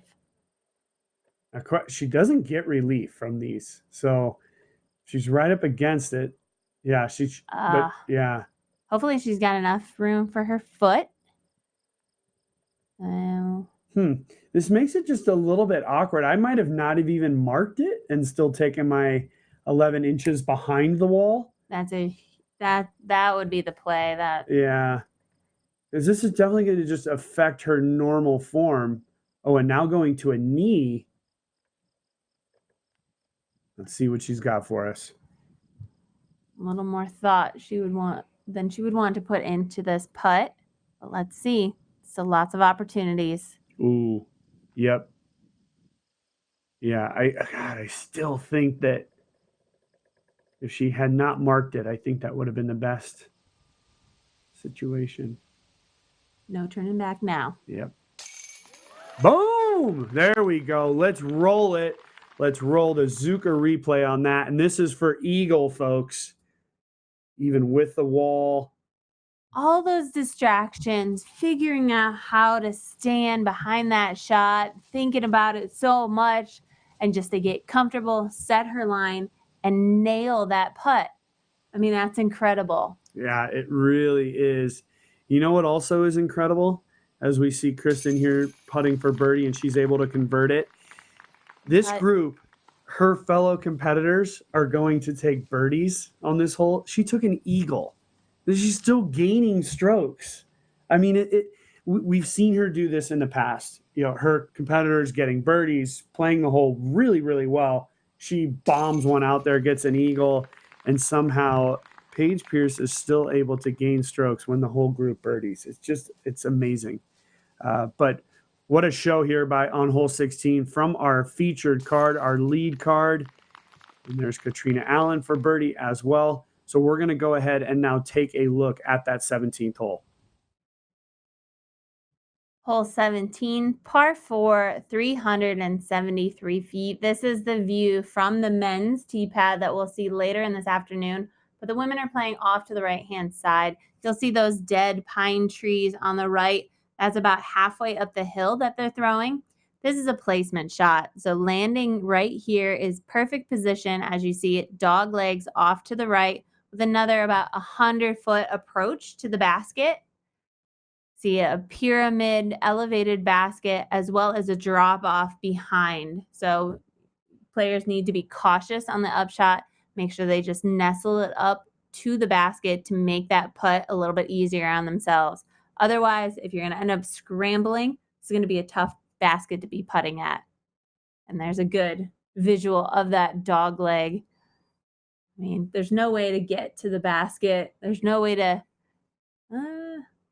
eagle this one, I don't think. We used to play this. The whole tournament used to play this exact hole. And I mean, I remember guys just trying to jackknife something so high and get it way in there.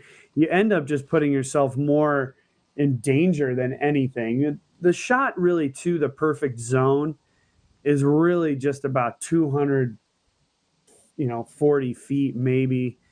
Just put it up there. Pretty much. That's going to be left for. She's actually going to make it a much longer second shot, but still in a fine zone. Yeah, and I like that placement. Ending up on the left-hand side will open up the window and the gap that you need to hit a little bit better than staying close to the right. You might have to have more of a severe anhyzer angle toward the basket.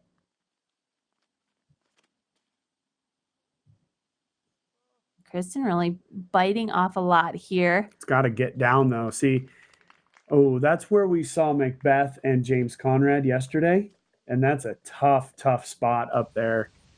I don't think you need all that disc. I think, just throwing a 220-foot shot up to that corner is really all you need. This is a mid-range. Yeah. This is a mid-range. It's an approach disc just to get yourself at the top of the hill. Lays out well for a sidearm, of course, in perfect position. That is just a chip for a birdie.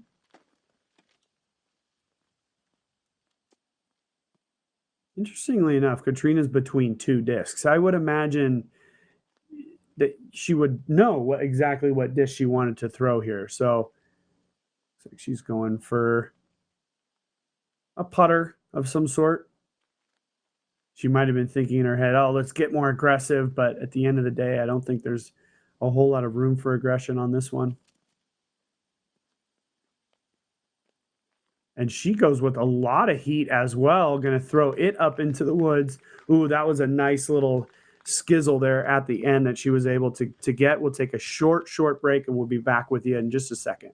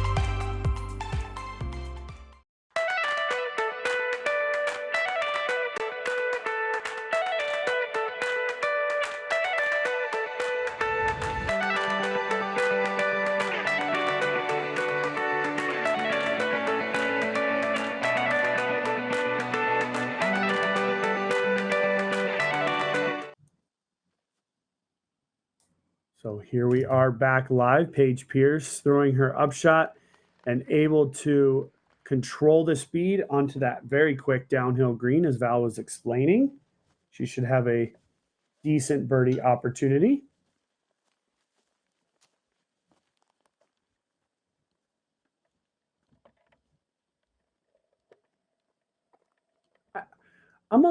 Val, I don't know about you, but I'm a little bit surprised just with Kristin and Kat's drives. I just don't think you need that much speed going up the hill. Not at all. And Catrina has so much experience playing on this course. And so I think it's interesting that she was even judging what to do on this hole. We've been playing this hole for many, many years now in this position. Same shot. She should have placed it up. Now look, she's throwing this sidearm. Ooh, that needs to get down. Oh, yeah. And that's trouble again. I mean, she's going to be in a bad placement, hopefully not in the bushes where she has a low ceiling, because now she's shooting up to the basket, elevated on top of rocks there.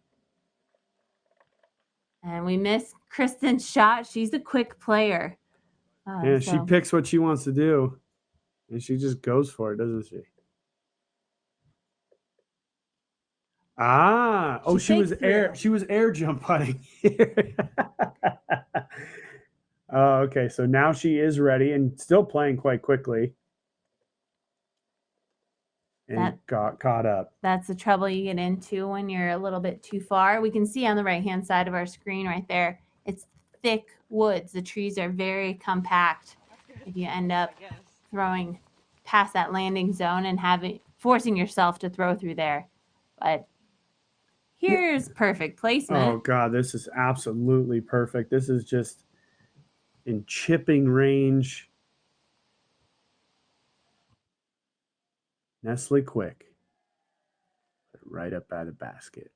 Nestle it up there. She's done perfectly in that situation. Nice job for Sarah playing this hole just as she drew it up in her mind.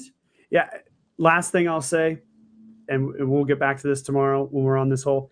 It seems to me to be short, just a little bit shorter, lower on that hill, gives you a nice wide open turnover to the green. That's that, so to be long is tough, and we'll see how our players can make that adjustment for tomorrow. I think they're already wishing and hoping that they did that this round, especially Catrina as she makes her way down to where her second shot landed. It's going to be quite impressive if she's able to save this. But again, we're at a par 4, so she can save her par still, but she will be losing a stroke on her competitors. And there's Kat just chipping it up, unable to get it in for her birdie. That'll just be a par for her. Again, that's why this hole does play as the easiest hole on the course. And so we see Paige there. Yeah, so it kind of throws me for a loop. And you see everybody else just easily getting a 3. It seems as if this one would be a par 3, but again, you can't reach the basket, so they make it a par 4. Exactly. It's so tough. But at any rate, just a little bit of a scoring update while we see these tap-ins here. Best score in the clubhouse, Kona Star-Paynes, who we saw tee off on the 13th hole. She birdied 4 out of the last 5 holes to shoot an even par. She's moved up 3 spots. She's in a tie for 8th, so she's going to be in the penultimate group tomorrow. And really, these 4 ladies will be the exact 4 that we see play tomorrow. So we'll be very, very familiar with their game plans and their games just in general. And so there's the tap in for birdie. And let's take a look at that 18th hole, Val. Hole 18, par 4. Here's the tee pad that we're throwing from. That was farther back for the men's tee pad, 605 feet. So this is a change up from previous years where the tee pad was on the left-hand side of the fairway at 455 feet. We'll see they're bringing into an OB line on the left-hand side into play. We've got the OB rock wall, and then, of course, it's an island green.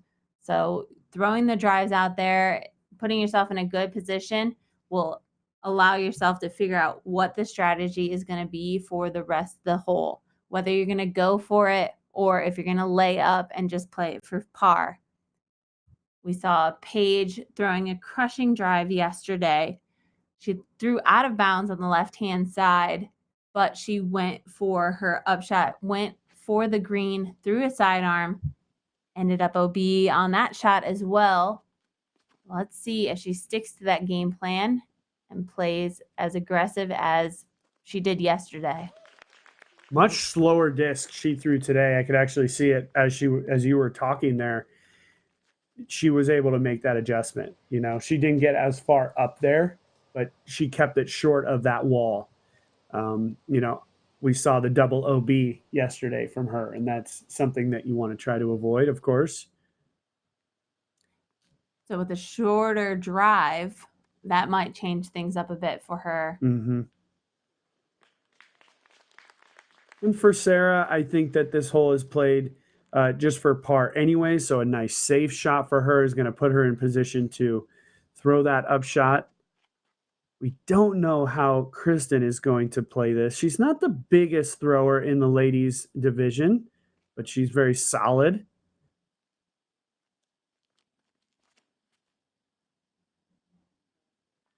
Oh, I like that turn. And got around the corner. Nice shot. Beautiful for Kristin.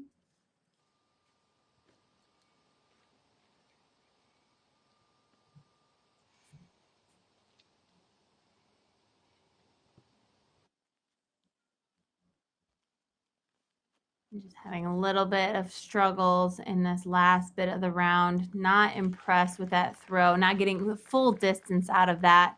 All four ladies are off the tee. We'll catch up with them in the fairway in just a minute.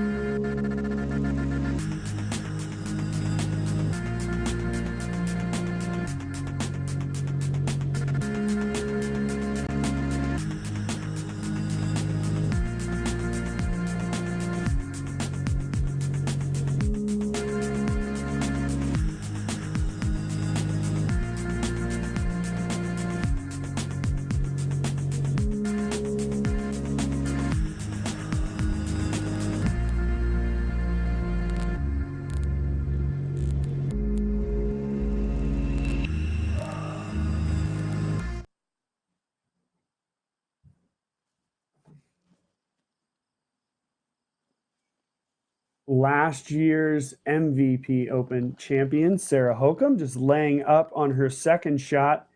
Sarah has had a very, very respectable day on the course, just 2 blemishes on 6 and 12. And here's Kat just pitching up as well with all that hyzer, just putting herself in position. Done that nicely. And that's a good angle to be at.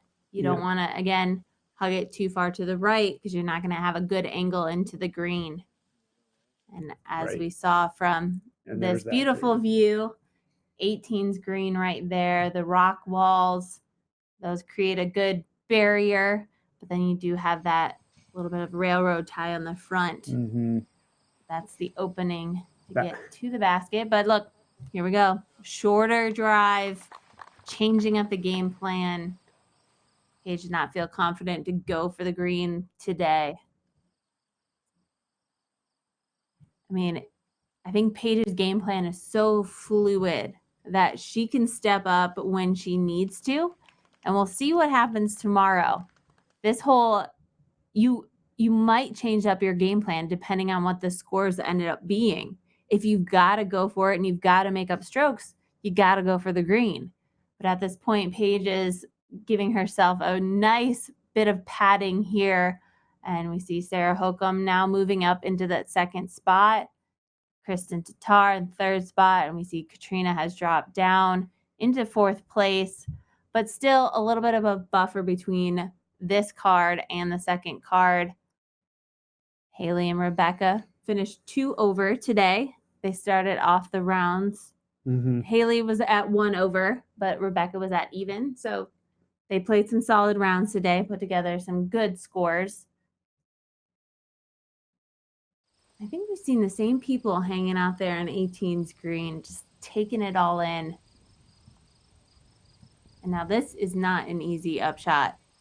Paige has still left herself very short, and this angle to get into the green is very technical.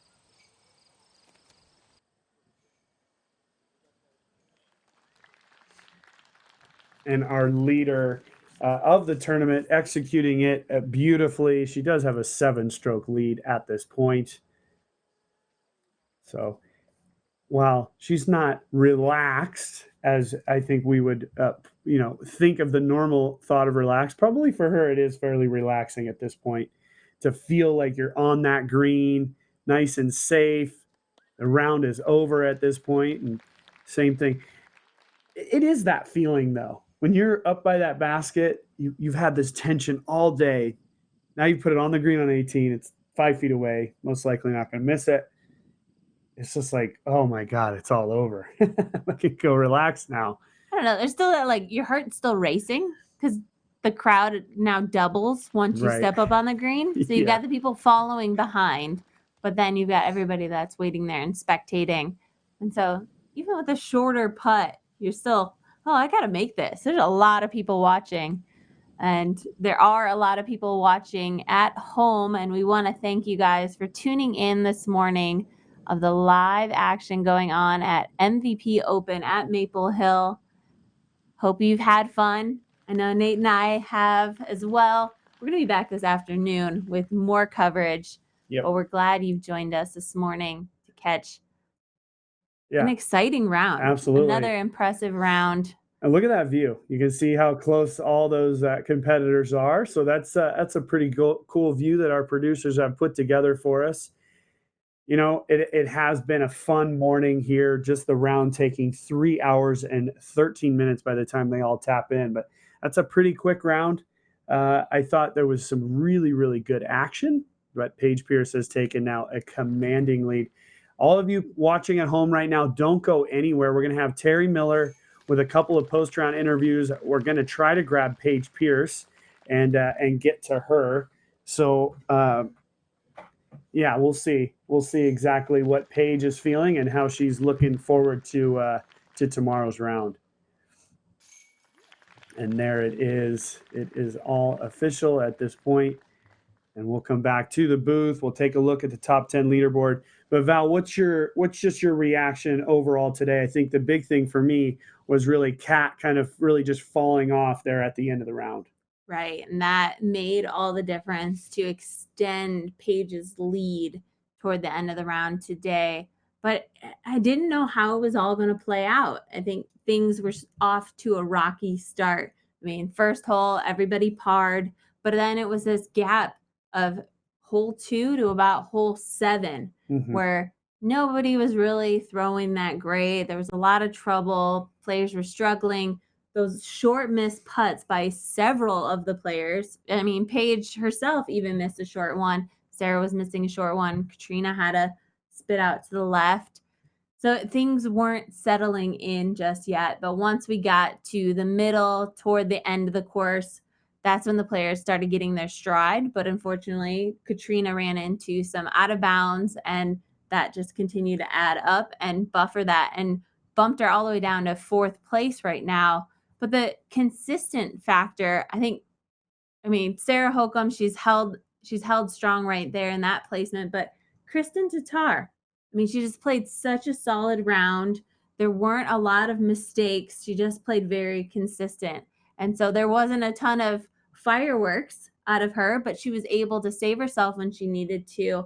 And so I thought her round was just very impressive, very solid. Yeah, I couldn't agree more. I love the fact that Kristin Tattar actually has the opportunity to be here playing in the United States. It is just awesome. You know, Evelina winning at the Memorial this year, absolutely huge. We saw a few of the other Finnish ladies just playing great disc golf, you know, in the mid part of the season. And now Kristin Tattar is on the world stage here on the Disc Golf Pro Tour and playing very, very well. I mean, as I said, I can't pinpoint what the best part of her game is, which is actually a good thing because she's playing well and she's still good. So she's very well rounded overall. Yep, exactly. But again, the talk of the day is still Paige Pierce. She shoots a 5 down for today's round. She ended up at 6 down yesterday, but she had 2 OBs on that final hole. Right. So she could have been more like an 8 down in yesterday's round, which was, you could really only count about 3 or 4 errors in that round. But today it was a little bit more of struggling, and she made it through and shot nearly just as good as she did yesterday, which is very impressive. Yeah, I mean, it's kind of like saying struggling when, LeBron James has only 28 points instead of his normal 41 or whatever. Right. It's a rough day. Yeah, it started off good. She got that birdie on 2, but 3 and 4, and then that whole stretch through the woods was just brutal.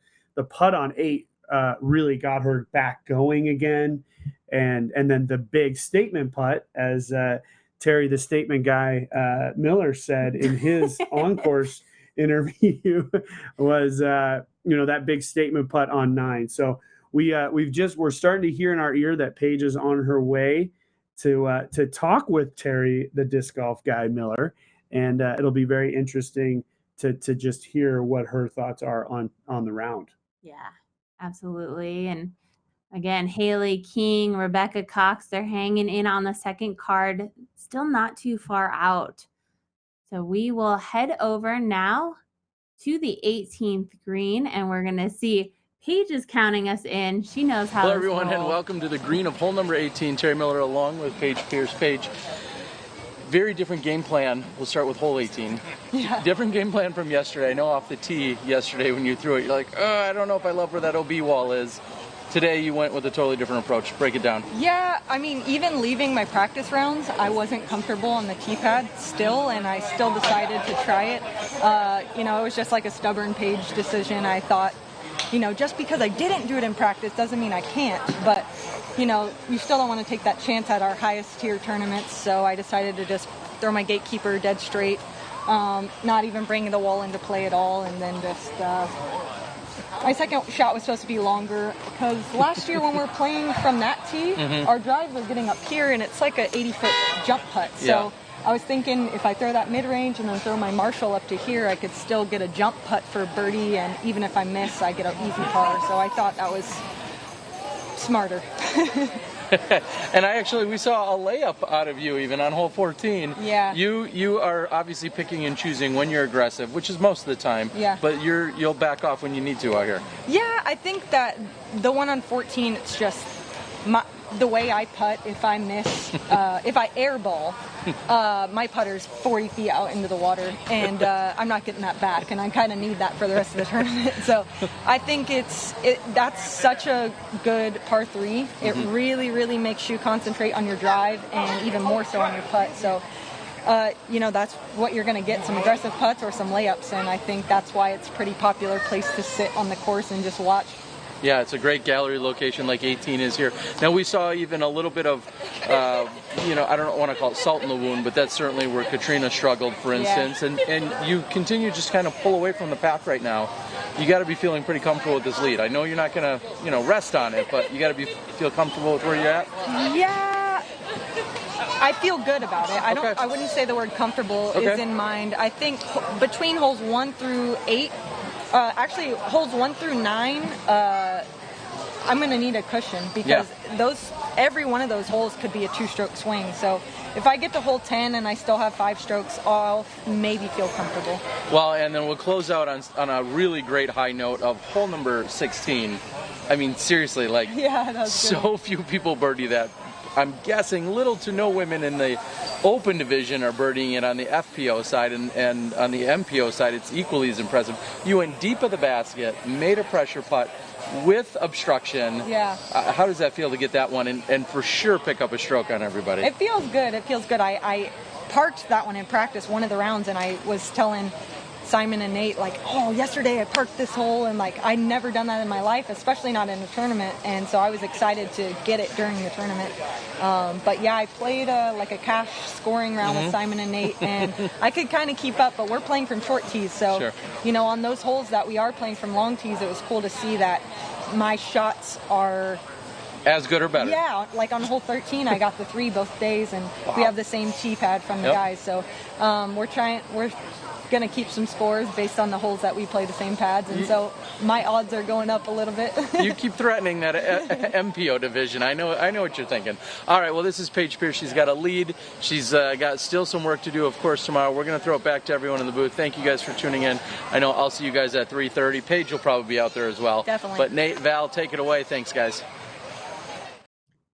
Yeah, big thanks to Terry and Paige for taking the time. Val, what do you think? I mean, the change up on 18 and that mentality. I think that's smart. It was great for her to run down her thought process of that whole thing. Just because I didn't do it in practice doesn't mean I can't do it now. Yep. And I mean, Paige pushes herself to the limits, but in the end, she's a smart player. She knows from experience she needed to dial back. So good change up for her. But I love hearing that she's competing against the guys. And I think that is what continues to excel her game. She's forcing herself to throw those distance shots, play the aggressive lines, and she is playing unlike any other FPO woman out there. I mean, she's setting herself up 7 strokes ahead right now of the field. And I mean, it's been really impressive. I gotta say, though, I was in this position just a few years back with Paige Pierce 6 strokes behind me. Yeah. Oh, yeah, I remember this one. Paige won. Yeah, Paige did win. I mean, I'm still not over it. I'm still a little bit upset, but the door is still open on a course like this. So we've got Sarah Hokom, Kristin Tattar, and Catrina still there nipping at her heels, even though there is quite a buffer. But tomorrow could be another story. We don't know what's going to unfold, but I'm excited to find out. Yeah, so am I, and I know all the fans are at home too. I mean, Paige just needs to avoid the big number. I think if she does that, she's going to win. But if the big number creeps in and somebody plays something incredible, we could see something totally different. Yeah, the one thing I got to take note of is the fact that she laid up because she didn't want her putter to be in the lake. I think if I do come back, I'm bringing a putter that I can just putt right into the lake. I don't want to worry about that. But just put it into the basket. Yeah. Well, exactly. But there's we're not always perfect. Every once in a while we make a mistake. The other thing is too, I mean, maybe it is one of those things that playing those money rounds with the guys is keeping her fired up. She's a 5-time world champion. She's won most of the tournaments on tour at least once or twice. She's an incredible athlete and an incredible disc golfer. So maybe there is a little something there that Terry sort of referred to. Either way, what a fun morning of disc golf. The ladies just did an absolute incredible job. Thanks to all the crew out there. Thanks to Terry, the disc golf guy Miller. Thanks to Johnny V back at the studio in Milwaukee. And big thanks to our professional 4-time disc golf world champion, Valarie Jenkins, to my right. We will see each and every one of you back at 3:30, hopefully.